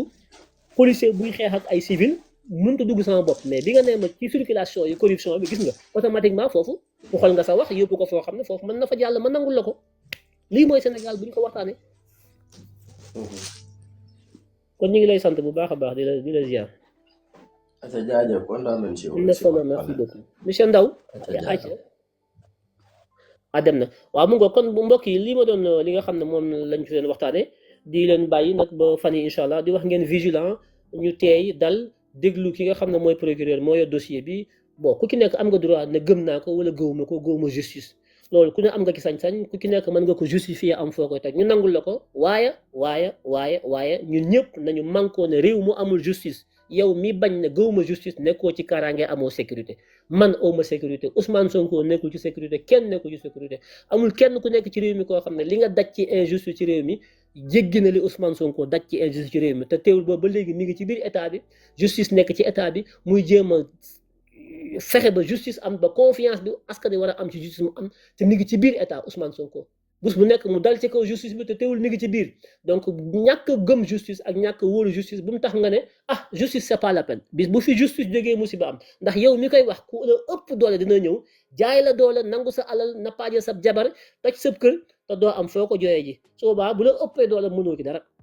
dooley justice ak dooley force de défense et de sécurité moo la mën a fekk ci sa fuñ la jaayee doole mu taxaw fexe ba teggi loolu ci sa kaw ndax bu fekkante ne gëmoo justice gëmoo force de défense et de sécurité bis buñ la sëfee injustice di nga xam ne lépp dëgg la te loolu bu ko kenn ñaan di ko dund ci réew mi am na ay problème de confiance entre les citoyens et la justice il y a un problème de confiance entre les citoyens et les forces de défense et de sécurité c'est une vérité lu am la parce que dañ ko dund ak ñoom traumatisme boobu am na mais traumatisme bi wut a nekk loo xam ne daf fi war a sax daa iman dañ ko war a jële fii cultiver ko kenn ku ci nekk ñu jéem a togg confiance ci suñu biir parce que ñun citoyens yi mënuñoo exister sans l'armée et la police mënta ne su boobaa dañuy reyante mënuñoo dund ñun citoyens yi sans la norme juridique mooy le droit la justice les magistrats les juges donte am na suñu dëng mais mënta ñàkk ñoom tam mënuñoo dund sans ñun donc li ñuy wax ñun askan wi justice police ñun ñett triptyque bi ñu déggoo ñu ñàkk déggoo mënuñoo ñàkk kenn mënu cee ñàkk ku ci ñàkk ci ñun état jóge fi ku ci ñàkk ci ñun bu askan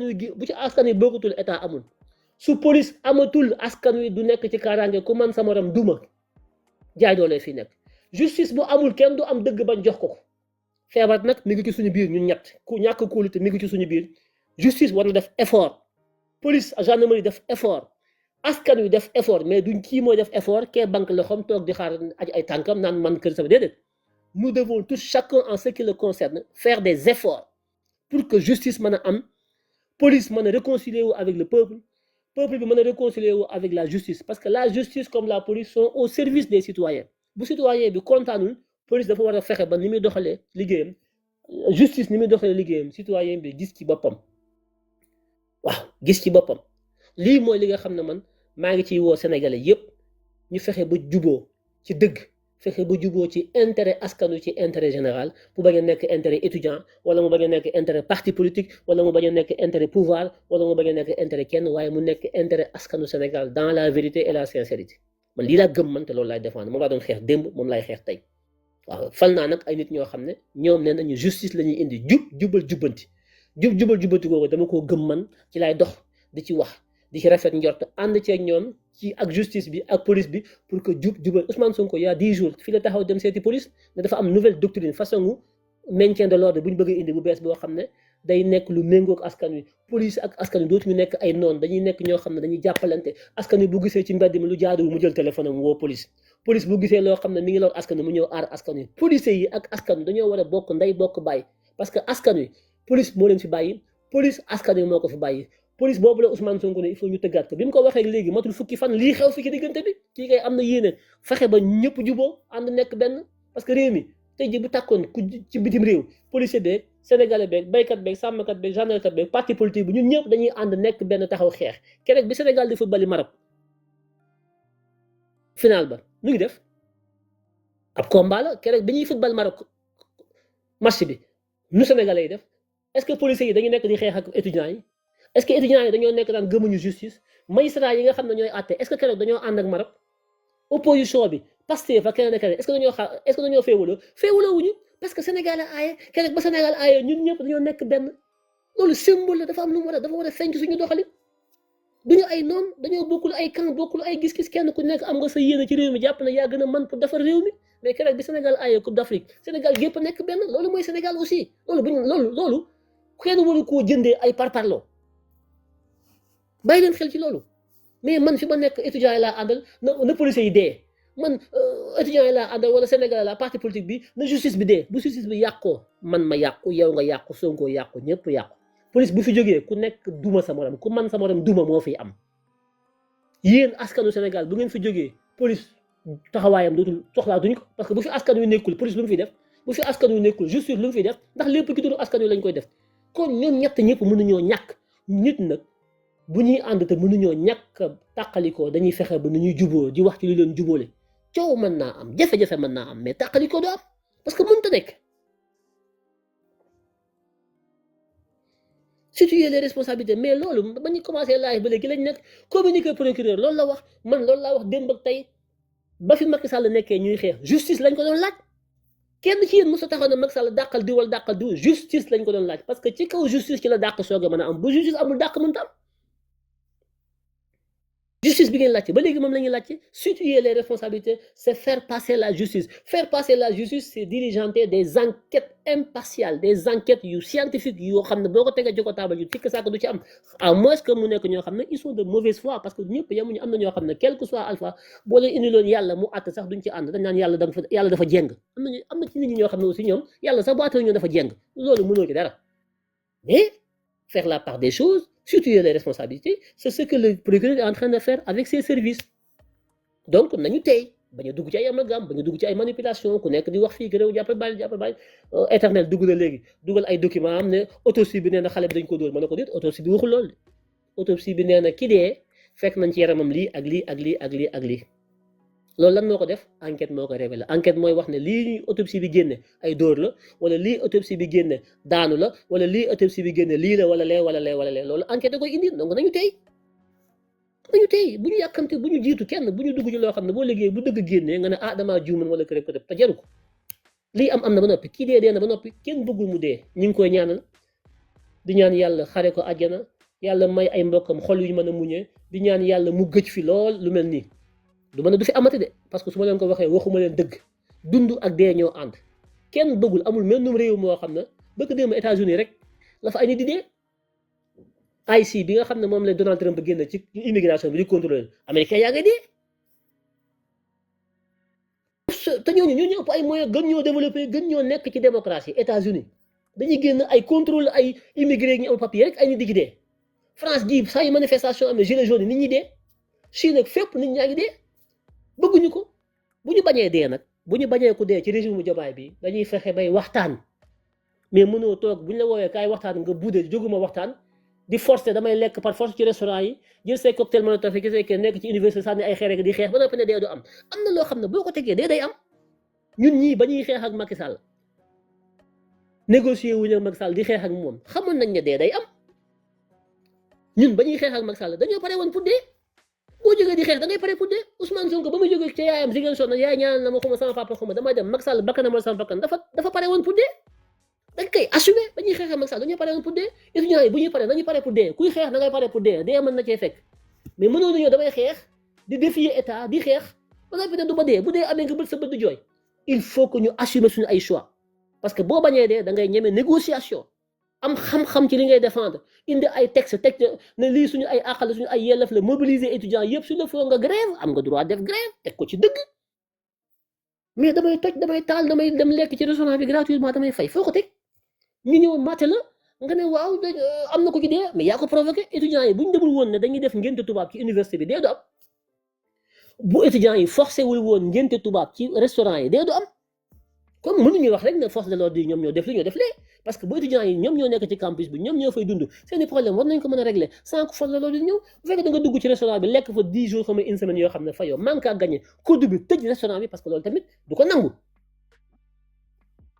ngeen wàcce seen kii mu ubbiwaat ko ngeen bëgg a delloowaat buum ca mboy ga ne da ngay demaat da ngay lekk mu def recteur bi daal di woo force de défense et de sécurité ne leen kaa leen ngeen aar ñi nga xam ne ñoom xeexuñu dañoo bëgg a jàng dañoo bëgg a lekk di fay parce que ñi ngi leen di fay seen bourse ñi nga xam ne ñoom ñooy perturbateurs yi ngeen indil ñu sécurité boo xam ne daañu mën a aar restaurant yi aar étudiants yi bëgg a jàng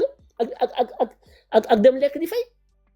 yow nga défier ñu ñëw ngeen dóorante am ku ci dee nga bëgg a taxaw bët sa bët ne du yow te yow yaa provoqué lépp ndax yow yaa défier soo bañee ku dee ci say moromi étudiant da ngay nekk responsable di négocier di waxtaan di utiliser moyens yi nga xam ne boo ko utiliser kenn du dee grève am ngeen droit de grève fii ñëppay grève droit de grève constitution bee ko maye toog di revendication constitution bee ko maye négociation constitution bee ko maye mais damay dugg ci restaurant jàmbur lekk gratuitement du ma fay loolu foo ko teg loolu boo ko defee bu ñu indee force de défense ñu xeex ak yow bu ñu kenn dee yaa ko provoqué il faut que ñu waxante dëgg. Les franchises universitaires ont été levées depuis décembre. Non, il n'y a pas de franchise universitaire. Les franchises universitaires concernent les campus pédagogiques. La franchise universitaire ne concerne pas le campus social. Ça, c'est la loi. Beaucoup parlent de franchise universitaire. Il y a des amalgames là-dessus aussi. Attention. La franchise universitaire ne concerne pas les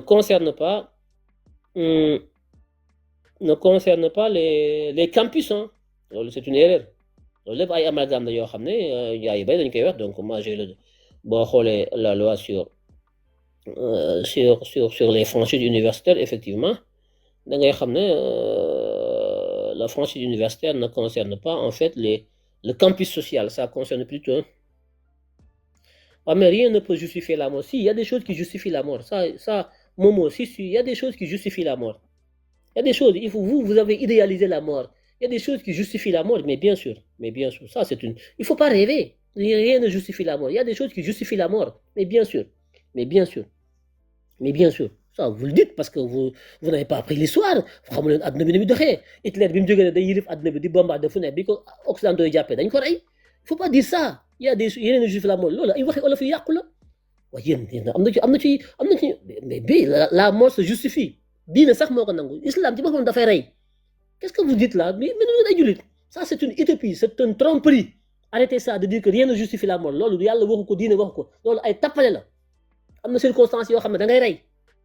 faut arrêter. Rien ne justifie la mort. Mais si Dieu lui-même tue, il nous demande même de tuer. Dans certaines circonstances, Dieu nous demande de tuer. Rien ne justifie la mort. Il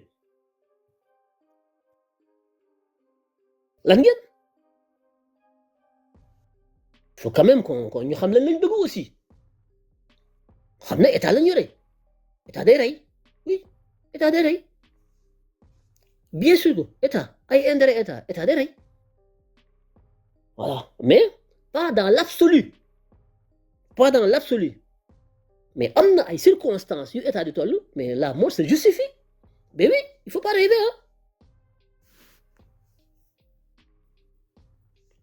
Mané.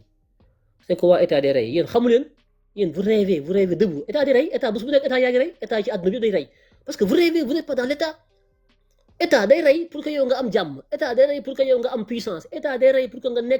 nga am sa souveraineté, pour que nga am sa bopp. Yéen da ngeen di nelaw xamu leen lu xew. État yi nekk ci àdduna bi yëpp am puissance. Lan moo leen may seen puissance? Am état yoo xam ne rey moo tax ñu nekk puissance. Ku leen nar a sonal ñu liquider la.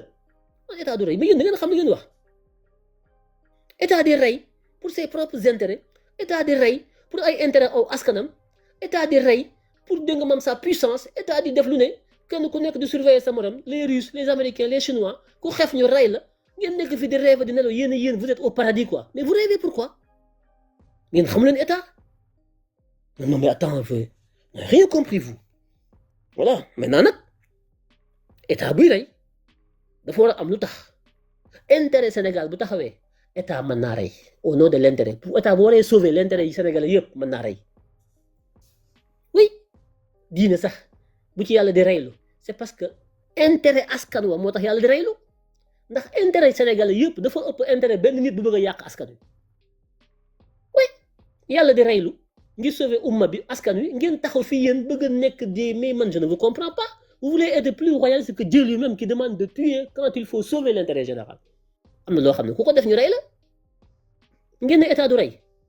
mais yéen dans quel monde vous vivez? Vous êtes dans un monde paradisiaque où on n'a pas besoin de police ni de justice parce que vous êtes des êtres parfaits. Yéen da ngeen a parfait. Réew mi ngeen bëgg a dund réew moomu amul sàcc amul fen amul góor jigéen amul nappaaje amul fen amul sos amul dara. Vous êtes au paradis vous donc personne ne doit mourir. Vous vous rendez compte?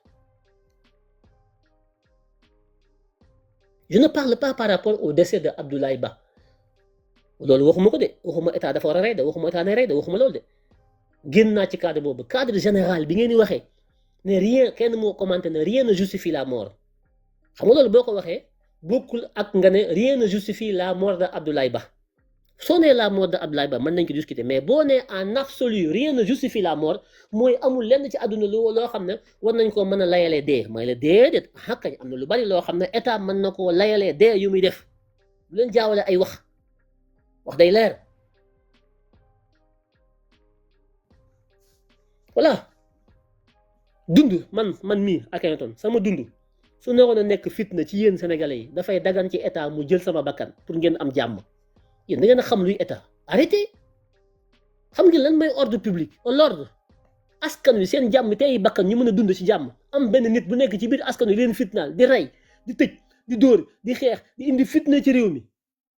mais yéen bon écoute je comprends pourquoi ngeen nekk dans des émotions di wax yoo xam ne bon seen niveau fi ngeen toll la c'est normal parce que vous n'êtes pas au niveau de l'état au niveau de l'intérêt général au niveau de l'ordre public taxawu leen foofu mais yéen désordre ngeen bëgg yéen quel que soit le désordre on doit pas tuer on doit laisser les gens semer le désordre sur terre loolu yàlla moo ko njëkk a bañ dafa rëbb ñi nga xam ne dañuy indi fitna ci kaw suuf yéen ngeen ne même ñi indi fitna ci kaw suuf bu leen kenn rey leen daganul kenn waru leen a rey fu ngeen ko teg fan lan ngeen gëm ban diine ngeen gëm ban yàlla ban alquran ngeen di jàng ban république ngeen am lan ngeen bëgg li ngeen bëgg àjjana la am foofu amul ay compte ñu fay rendre fii dañuy rendre compte l'ordre public l'intérêt général sont au-dessus de nos vies il faut que mu dugg seen bopp yi Sénégal am jàmm nit ñi am jàmm kenn ku bëgg a dem ku bëgg a dikk sa alal ñu sàmmal la ko ku nekk di dem di ñëw kenn ku ci nekk say àq ak sa yella ñu sàmmal la ko loolu moo gën a kawee dund benn doomu aadama wala ay nit ñoo xam ne fitna dong la ñuy indi ci réew mi guddeeg bëccëg te fitna joo xam ne teguwul ci dëgg teguwul ci dara lu dul seen teyu bakkan ak seen ay intérêt personnel ñooñu dañu leen di bàyyi ñu dund di jël suñu àdduna di ko sacrifier pour seen i bëgg-bëgg bopp ngeen taxaw fi naan rien ne justifie la mort vous vous rendez compte faut arrêter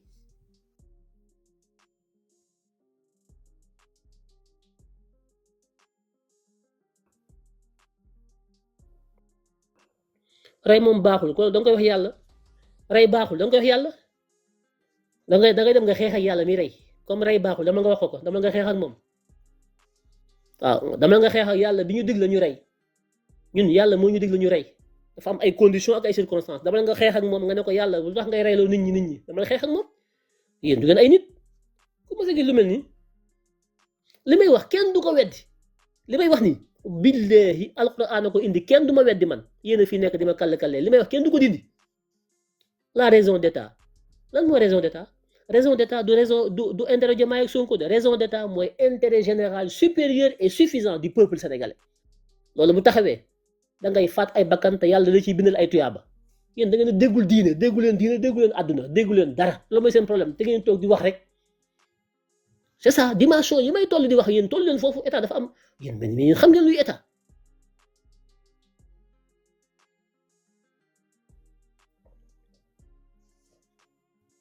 ma ne nous sommes dans un pays qui n'est pas un pays islamique d'accord nous sommes dans un pays laïque raison de plus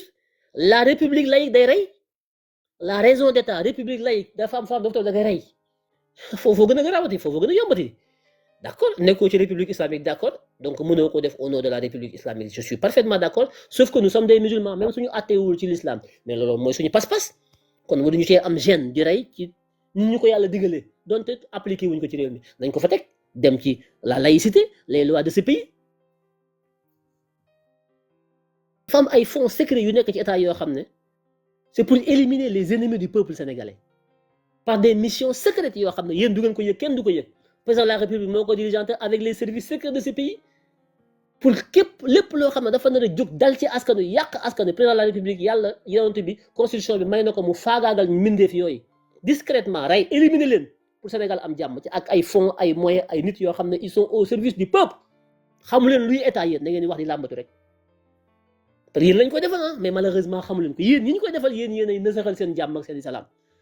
lii kenn xamul lu mu doon te liñ ci seen tur lañ koy def ci seen ay intérêt mais yéen ay bëtt seen i bët di jooy naan lu tax ñu koy def ñàkk a xam pour di leen protéger pour seen ay intérêt seen i kaaraange seen tey bakkal ñu rey ay nit pour ngeen mën a dund yéen ngeen taxaw naan pourquoi ñu leen rey bàyyi leen ñu rey ñu nit ki la bëgg a faagaagal état éliminé ko nga ne état lu tax nga koy éliminé mën nga koo bàyyi mu rey ma mais lii mooy torox tànge lii mooy torox tànge kenn xamul mais des fois da ngay dama yàgg ne ñi ngay xeexal est-ce que jar nañ ko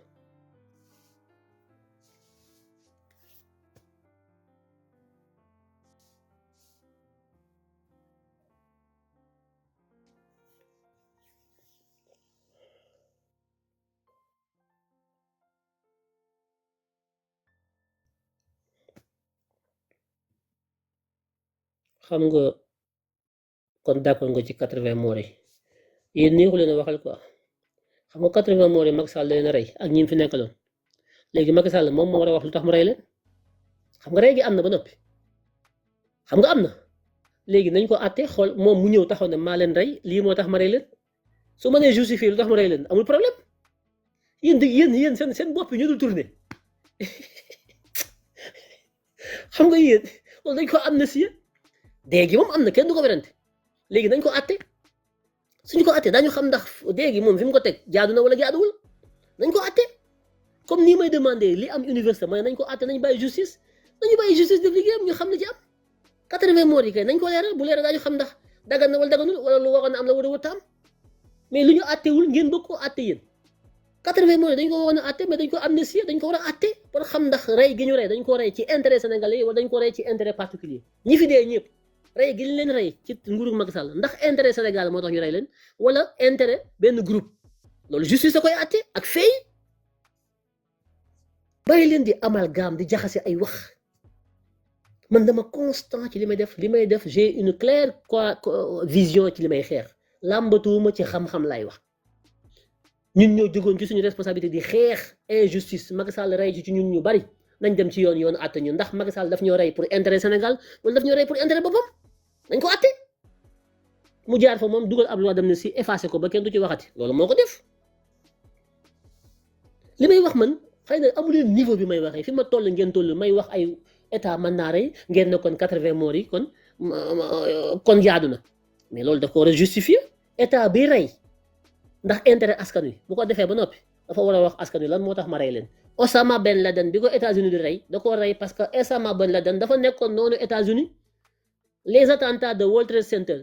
Osama Ben Laden da cee bokk américains yi dem jàpp ko traqué ko ba jàpp ko tëmbal ko rey ko tëmbal ko ci géej gi pour jàmmi américains yi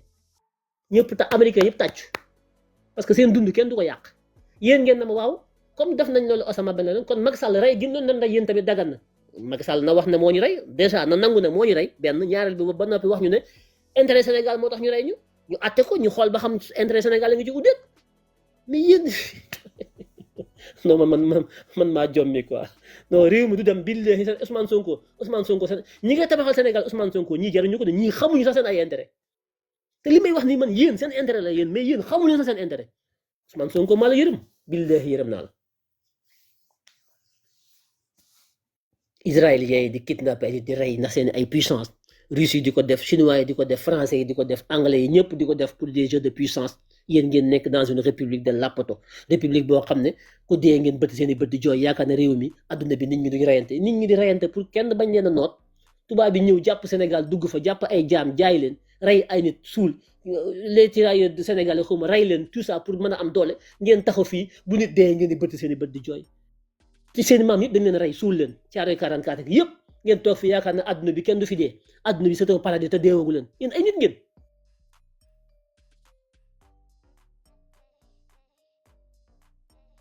ay niveau yu grégaire yu baax ma nekk dans des niveaux élevés de raison d'état de sécurité nationale de l'intérêt général seen ay intérêt yéen mais wax na seen ay intérêt seen i bëgg-bëgg seen i jàmm ak seen i garange bu naree nësax ci ay mbindeef yoo xam ne ñoo ko dara yàq dagat na ci état mu leen ngeen naan ngeen taxaw fi di weranteeg man subhanallah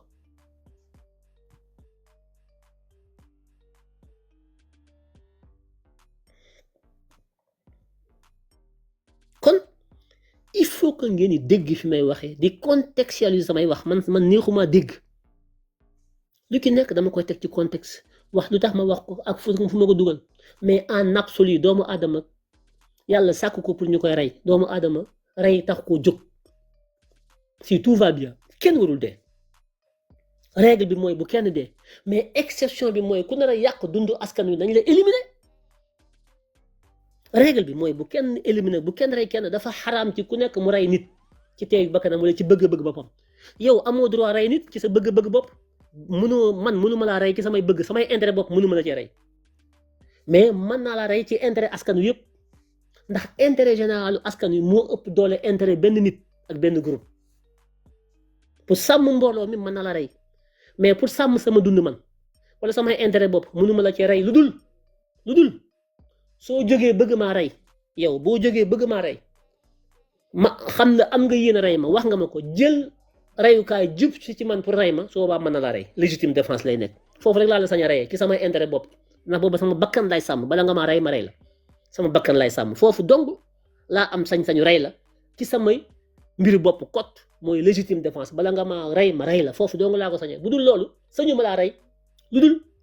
ci intérêt askan wi nga nar a faagaagal yëpp ma éliminer pour sauver askan wi parce que doolee askan wi intérêt askan wi moo ëpp doole moo ëpp sa intérêt bopp.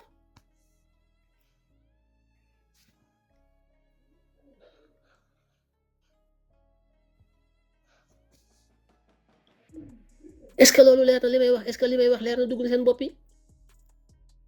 donc lu ci nekk niveau la lu ci nekk tolluwaay la lu ci nekk condition la lu ci nekk circonstance la lu ci nekk moment la lu ci nekk fait bu spécifique la maanaam mbir la boo xam ne ci jamono boobu dafa am lu mu laaj loo xam ne ci jamono boobu rek la nga war koo def ko nga ñàkk koo def mu am lu mu la jural nga jàll ki leneen jamono bu nekk ak ni ngay adapté woo jamono bu nekk ak solution yi ngay indi jamono bu nekk ak li mu laaj te li ngay jaamaar loolu nga xam ne lii la laaj pour nga mën a sauver askan état du am état du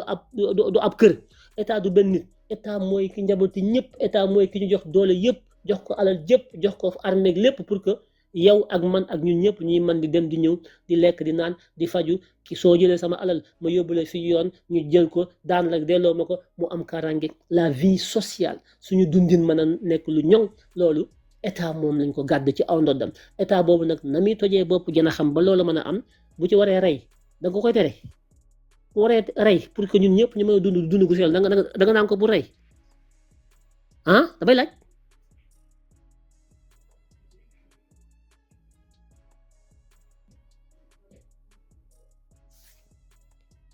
damay laaj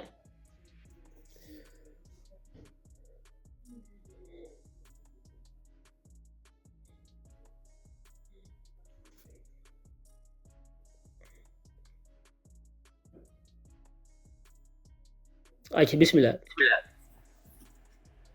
Imam nag c'est la première fois ma bañ a tombé d'accord ak yow ci live quoi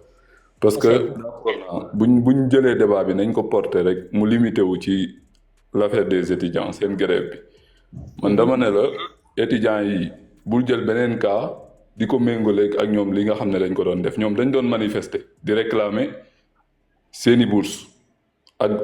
bañ a d'accord ci ay réformes mais loolu noonu am warul mën a justifier que ne dañ leen a war a rey ku rey nit d'accord mën nañ la rey réew mii ku rey nit waruñu la rey sax laa lay wax ci réew mii ak loo mën di def même boo reyee nit waruñu la rey léegi nag kuy manifester nga koy rey kan moo ko mën a justifier. mais kan moo doon manifester ñu rey ko. non étudiants yi bii nii n'est-ce pas ñoom dañ doon manifester étudiants yi dañ doon xeex ndax liñ leen fayul seen bourse. est-ce que dañ doon xeex. waaw non dañ doon grève n'est-ce pas front lañ doon def. non j'ai l'impression de comprendre non déjà man j'ai pas dit ça benn ñaareel bi lu ki nekk dama ko contextualiser dafa am ku yow yaa commandé daal na woy rien ne justifie la mort loolu nga wax point.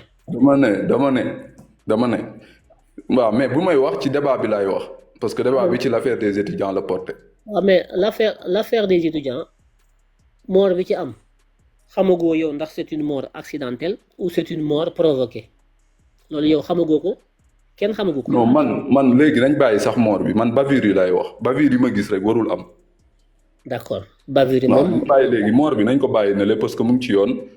secret de l'enquête waruñu ci wax nañ bàyyi mort bi léegi bavure yi ñu gis lan moo ko mën a justifier. d'accord très bien. policier bi yor lacrymogène dóor ko ci bëtu booy bi mu ñàkk bëtam lan moo ko mën a justifier. c'est une bonne question. xam nga la violence. te ki lay wax nag ki la koy waxal dafa xam luy violence parce que dañoo xeex ba si fi ñun gis nga violence tey yomb na rek ñu ne policiers yi violence mais violence ñun ñëpp on est violent étudiants yi tooguñu rek de ñoom ci boppam ils sont violents on a vu les vidéos ñoom tamit ils ont appliqué une violence sur la police a appliqué une violence sur eux foofu laay waxee man foofu laa wut ak yéen xam nga yéen da ngeen toog benn côté di défendre camp bi di bàyyi camp bi force de défense yi même bu ñu appliqué ay bavure mais étudiants dañoo toog ñoom banque seen loxo toog ñoom ñu leen di torturer mais loolu man du ko gisuma wax. man gisuma yu étudiants yi de yu policiers yi laa gis. xam ne doo ko mën a gis parce que boo effectivement étudiants yi defuñu la étudiants dañoo toog banque ñu fekk leen fa di leen dóor loolu xool conséquences yi ci ñan la. étudiants yi ñoo ëpp policiers yi fuuf bu doon dañoo utiliser comme arme wala dañu pare pour sonal policiers yi mais di nga ci gis ci policiers yi ñu gaañu ñu baree bari. mani mais ñan ñoo gaañu. ñan ñoo blessé ñan ñoo damm ñan la ñoo perte seen i bët. ñan la ñàkk seen i moto. mani xam nga xeex boo gis am na kuy gañe am ku ñuy gañe yow miy xeex yaay évaluer sa force ak sa faiblesse avant ngay xeex li ngay revendiquer yaa koy évaluer xam lan la natt ko ba xam nu mu toll évaluer ko ba xam ndax jar na xeex boo xam ne lu ne mën na cee am waaw wala déet su bekkee amul nga adapté beneen stratégie mënoo toog ñu di la fay sa bourse chaque fin du mois nga di ko dugal sa poche di réclamer ay arrière yoo xam ne lañ ca jël comme dogal ñoom wax nañ la ko mu leer ñu woo la ci ay table de négociation nga ñëw benn ñaar ñett ñeenteel nga buuta jóg dem sa yoon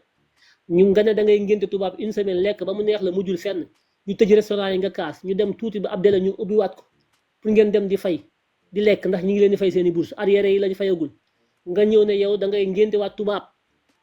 mais arrière yooyu ñu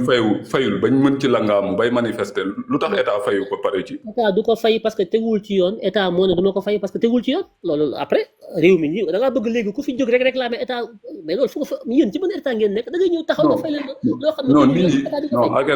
Akhenaton nit ñi dañoo am droit di réclamer seen i droit dañ ko am di revendiquer seen i droit man li ma comprendre attends ma expliquer la man li ma comprendre si grève étudiants yi mooy bu njëkk ba dafa am ñu doon def licence 3 boo koy def dañuy suspendre sa bourse boo demee master 1 dafa am boo validé bañ sélectionné la dafa am benn rappel booy jot léegi ci groupe de personnes yooyu 515000 la ñi ñu choisiroon maanaam ñu war a jot quoi ku ne booy jot 515000 nga war a jot mais am na groupe buñ ci tànn fay leen am na ci beneen groupe bu des fayuñu leen man nag d'accord naa peut-être groupe bi ñu tànn fay leen ñooñu dañu remplir toutes les conditions ñeneen ñi peut-être dañu remplirul toutes les conditions moo tax fayuñu leen mais biñ état ñëwaatee ne day def ay réformes def na ay réformes parce que man dama déglu waa ji ki nekk direction des bourses moom bi mu koy expliquer li mu wax dafa leer dane réformes yi peut-être dañ ko ak ñu ak étudiants yi dafa manqué de communication mais c'est la même chose 12 mois sur 12 la maanaam réformes yi bu ñu ko defee du tee tamit bu ñu lay fay sa bourse doo manqué benn mois man ma jàpp ne bu dee réforme yooyu manque de communication moo nar a tax mu dem bay jur ay manifestation ba ay nit di si dee yow nee nga c'est la même chose mais kon loo koy defee. yow xam nga yow da ngaa wax. non beneen bi non Akhenaton man d'accord li nekk université man loolu xam naa ko d'accord naa li ngay wax université li Ousmane Sonko wax à l'université loolu am na fa parce que université da ngay gis ñu ne la kii mooy chef de l'opposition te université étudiants yi waruñu politique pour man dañu war a yem ci seen jàng ñu jàng. parce que ki ne chef de l'opposition bu àndul ak parti bi nga xam ne moo nekk au pouvoir mais kooku ak lu état mën di wax dina jéem a déstabiliser gouvernement bi nekk en place mais bu koy déstabiliser il faut étudiants yi jàppale ko ci day xool benn cause bu étudiants yi di xeex loo xam ne lii lu légitime la seen droit la moom ci loolu lay jaaraale pour mën a déstabiliser ñëpp mais loolu nag pour man lii li koy régler mooy état na fexe bu mu yoree la ci étudiants yi tous nga xam ne beneen étudiant bu jug di grève mais looy invoqué ban cause ngay invoqué bu lay mën a permettre nga grève mais le moment bi ngay nekk di xëccoog étudiants yi war naa laa fay lii waruma la fay war naa laa fay waruma la fay te booba moment boobu ñu ngi jël alal bi di ko def feneen foo xam ne amul benn sens gis nañ ko fii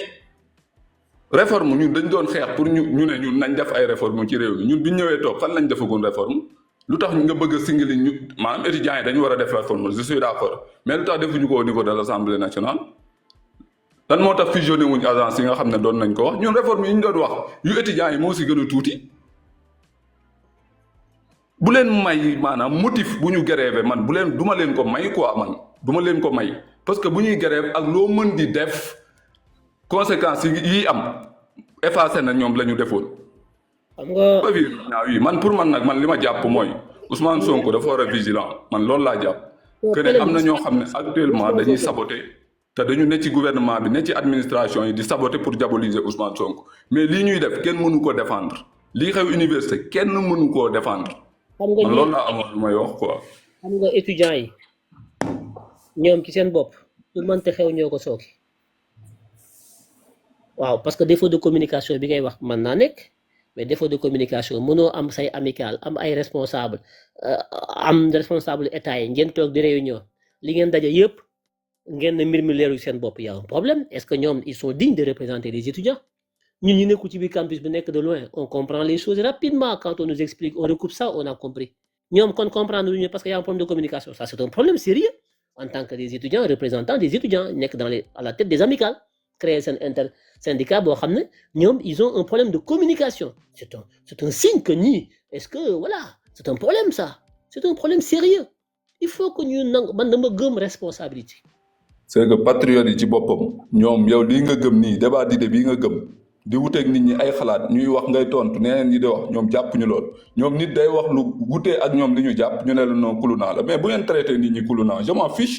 su ma ko doonee lan la may wàññi léegi je m'en fiche léegi bu ma ko doonoon kenn dama moom personne moomu ma non ma ne mais dañu moom nit ñi une deux trois ñu naan noonu nit ñi ku ne benn électeur nga am li ngeen voté ba fal Sonko ñun noonu lañ def ba fale ko mais buñ bokkul ak nit point de vue dañuy yéeg ñu wax suñ xalaat dañu moom nit ñi xam nga maa yow ñooy échanger xam nga boo demee dépassé débat bi xam maa yow ñooy échanger fi maa yow rek nekk ci kaw man awma problème mu ñu bañ a déggoo man ça c'est pas un problème moi je suis ouvert au dialogue nee nga ma yéega ma yéega la awma problème yooyu sauf quoi amuñu benn njariñ duñ def débat di jéem ñun amuñu problème ak étudiants yi ñun Pastef amuñu benn problème ak étudiants yi débat d'idée la dañuy wax suñuy idée mën na wute loolu kese la mais amuñu problème ak étudiants yi te man jàpp naa ne li am université autorités yi dañ ko def juste pour saboter man loolu laa jàpp bavure yi am c'était juste pour saboter parce que xam nga ne mënutoo ko si tontu ci politique nga ne na nga ko jaxase ak askan bi loolu kese laa jàpp man mais jàpp man leneen ko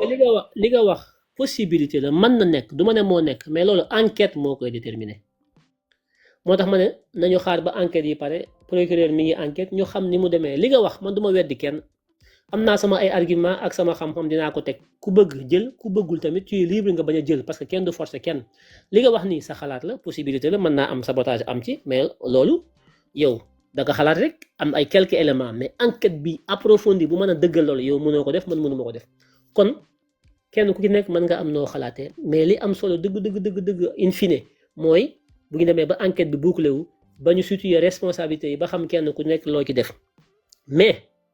sànq nee nga waaw lu tax ñuy def ay réformes ci étudiants yi te defuñu ko ci assemblée defuñu ko feneen tu as raison bi assemblée jógee dañuy yënd ay oto ànduma ci bi ñu ne dañuy yàq ci yu bari dama dal ci seen kaw ñu ne ma dangaa am problème ak El Malick Ndiaye uma problème ak El Malick Ndiaye problème de cohérence laa am ak de constance mooy bu ñu fekkee am réew mu ndóol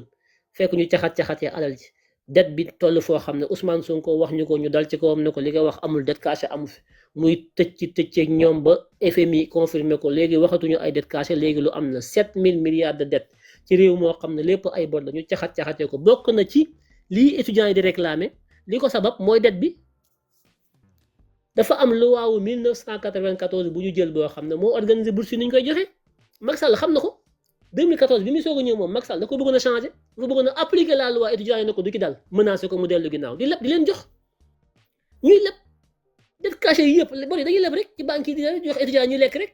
mooy li ngay wax li ñu doon fay démb dañ ko woon fay mais même ba ko Macky Sall di fay teguwul ci yoon Macky Sall da doon jalgati yoon di leen ko jox ngir bañ ñu yëngal dëkk bi oui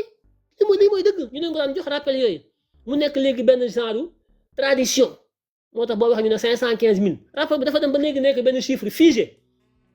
parce que c'est une tradition ce n'est pas un droit ce n'est pas une loi c'était des avantages yoo xam ne Macky Sall moo ko daan décider jox ay instructions gars yi jox leen ko pour am jàmm di leb xaalis di leen jox ñu lekk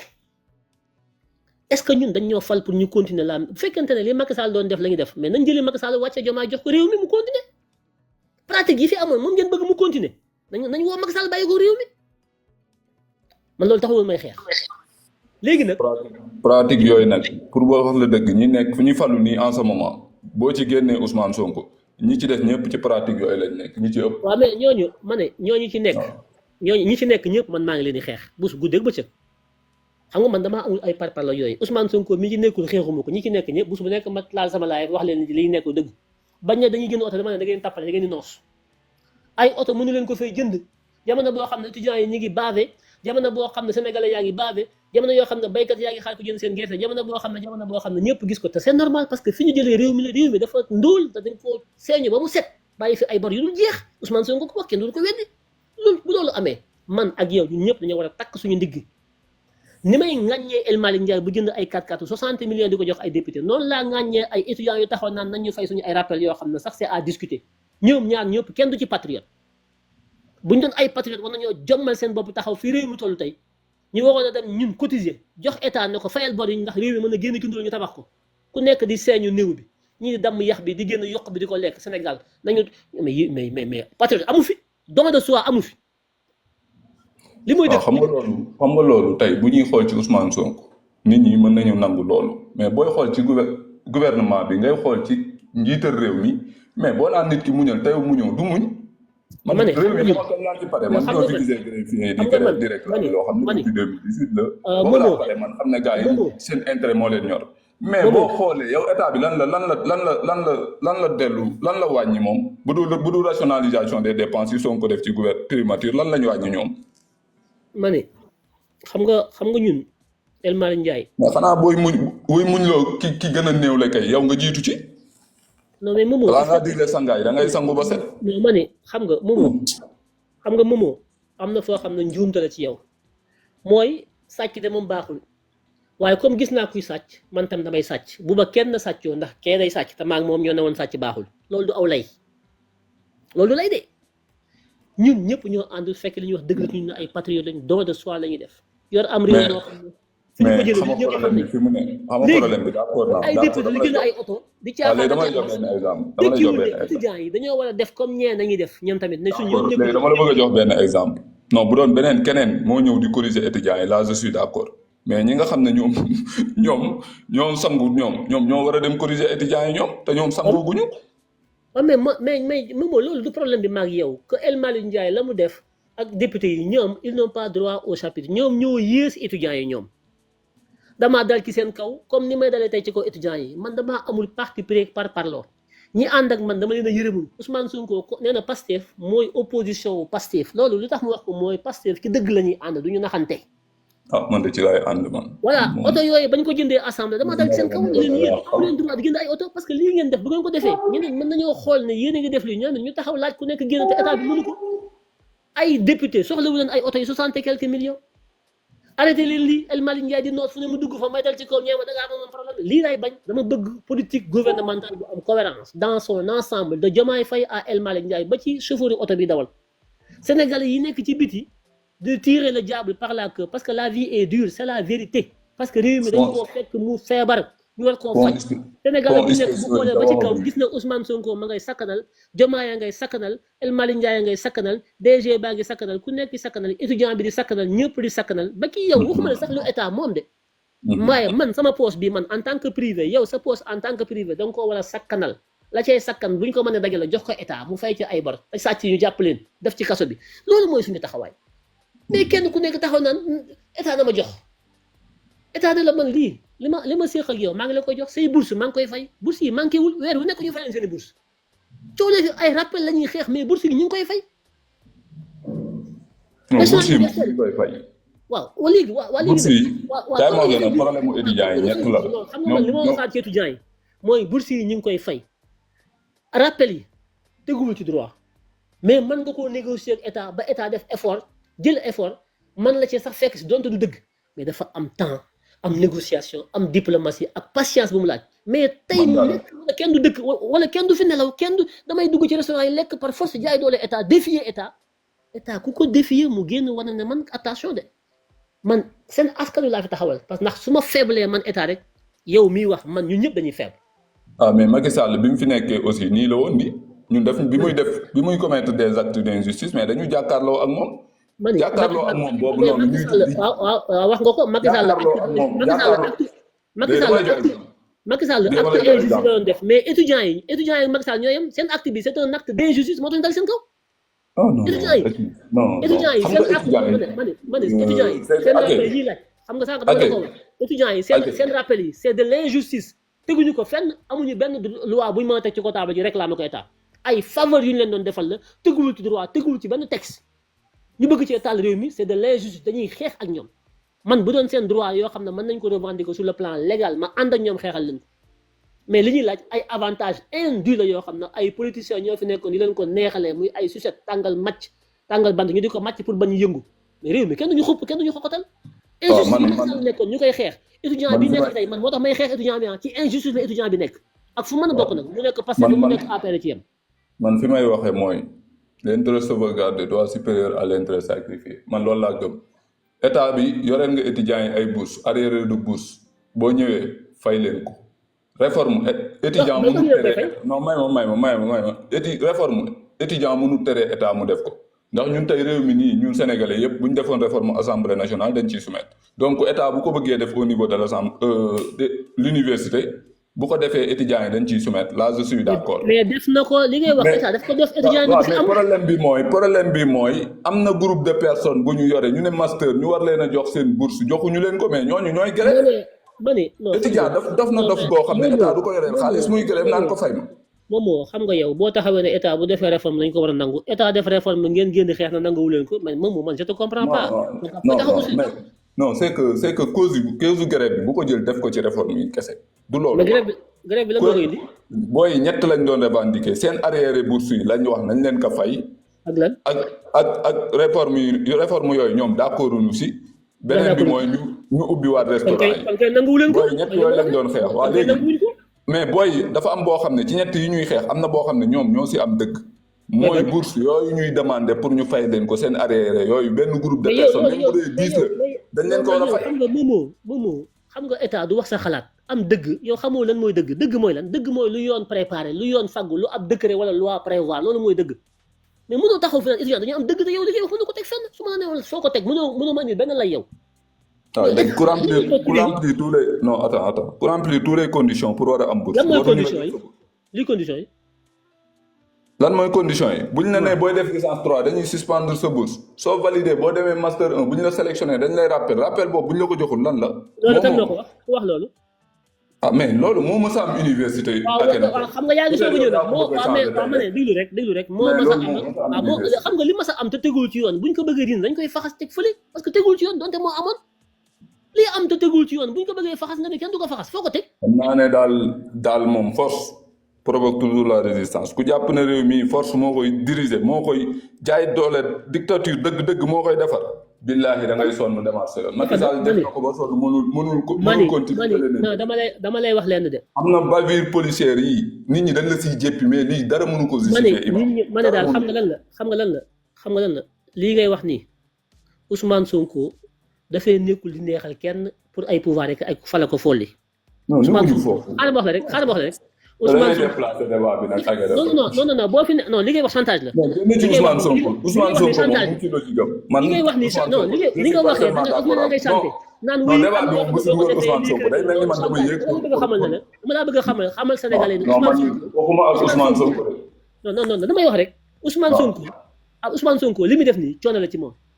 Ousmane Sonko utul nguur Ousmane Sonko nguuruwul Ousmane Sonko dafa dee wet ngir si yéen Sénégalais yi buñ ko ci naree chantage day taxaw jaamaarloo yéen Ousmane Sonko kenn du ko chantage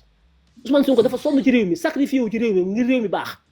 ay gone yu ndaw teg demuñu fenn bëgg di ko chantage ay booy deful lii que c'est quoi ces histoires de chantage là il faut qu'on arrête qu'on se respecte comme si nous on est là pour le pouvoir vous pensez qu'on se bat pour garder le pouvoir nous si on garde le pouvoir c'est pour les intérêts des Sénégalais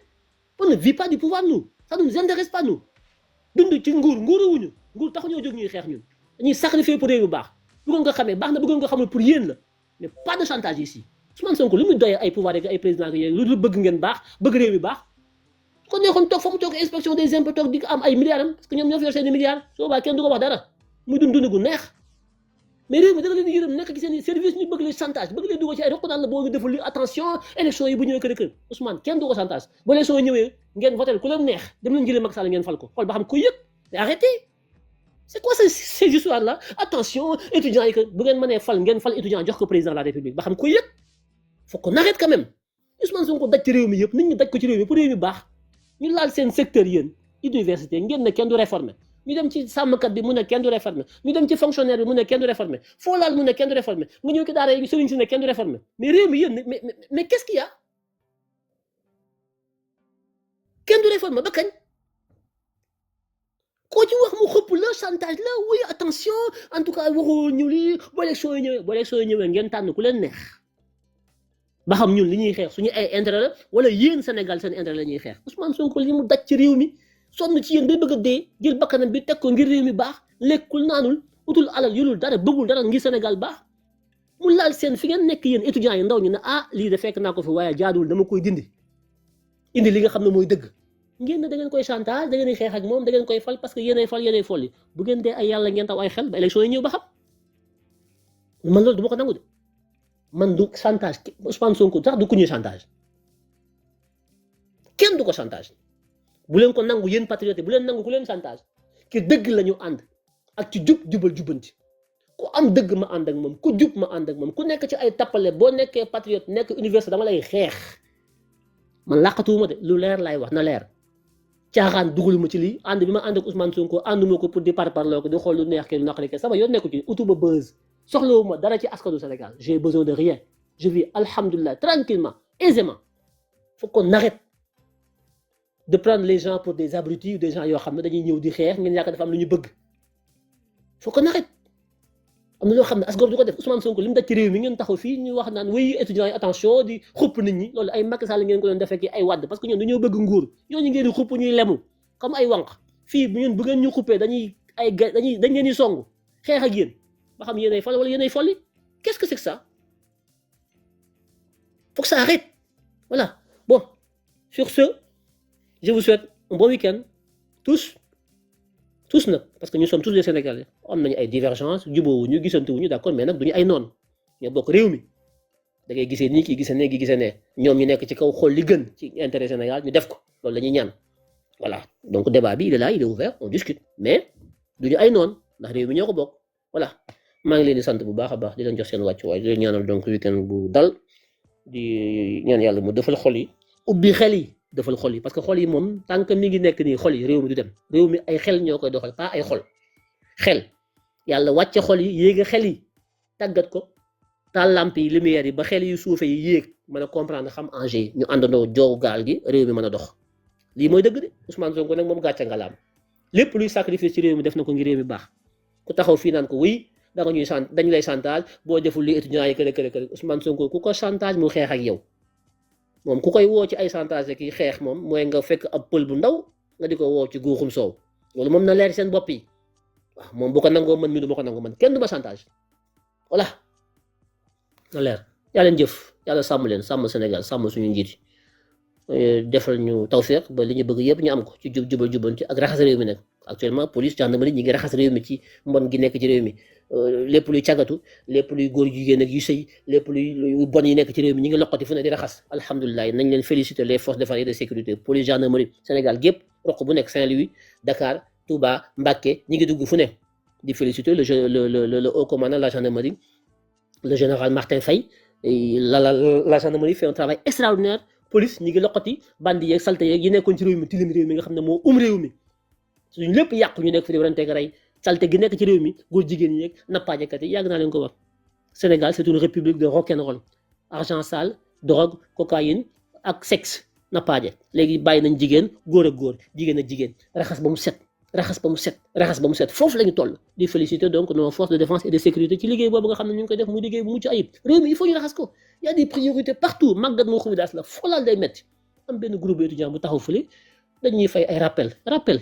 yow nit ñi lu ñu lekk la ñu wax ngeen wax ay rappel yow ñu fay la ba ngay nga ne sama buuñaa na ñëw rappel dañoo tal ay rappel réew mi ñi ngi am ay bor yu du jeexal koo fay ñu état bi di góorgóorlu dina fay bourse boo xam ne da daan tardé bourse bi da daan tardé ñu koy fay léegi du tardé ngay ñoqali naan léegi sama rappel boo xam ne teguwul fenn kenn amelu la rappel nga naan da nga ci taal réew mi ku ko def ñu xeex ak yow loolu moom na leer merci beaucoup jëlee lañu jëf ba fan yi je suis désolé je ne pourrais pas dama war a génn nii donc voilà quoi j'aurais bien aimé que ñu continuer ko ku nekk mën a yëg mais la prochaine fois inchallah la prochaine fois Momo on n'est pas d'accord mais c'est pas grave hein voilà on n'est pas d'accord peut-être mais bon c'est comme ça c'est ça le débat lii la étudiants yi war a def ak autorités yi nga ñëw fii ma wax nga wax gis naa la ngay ree d'accord peut-être on n'est pas d'accord sur certains points mais c'est ça le charme de la démocratie lii nag la seen délégués yi étudiants yi mënul di débat di tegg ko teggi ci ki daal ci responsabilité loolu mënut a ñàkk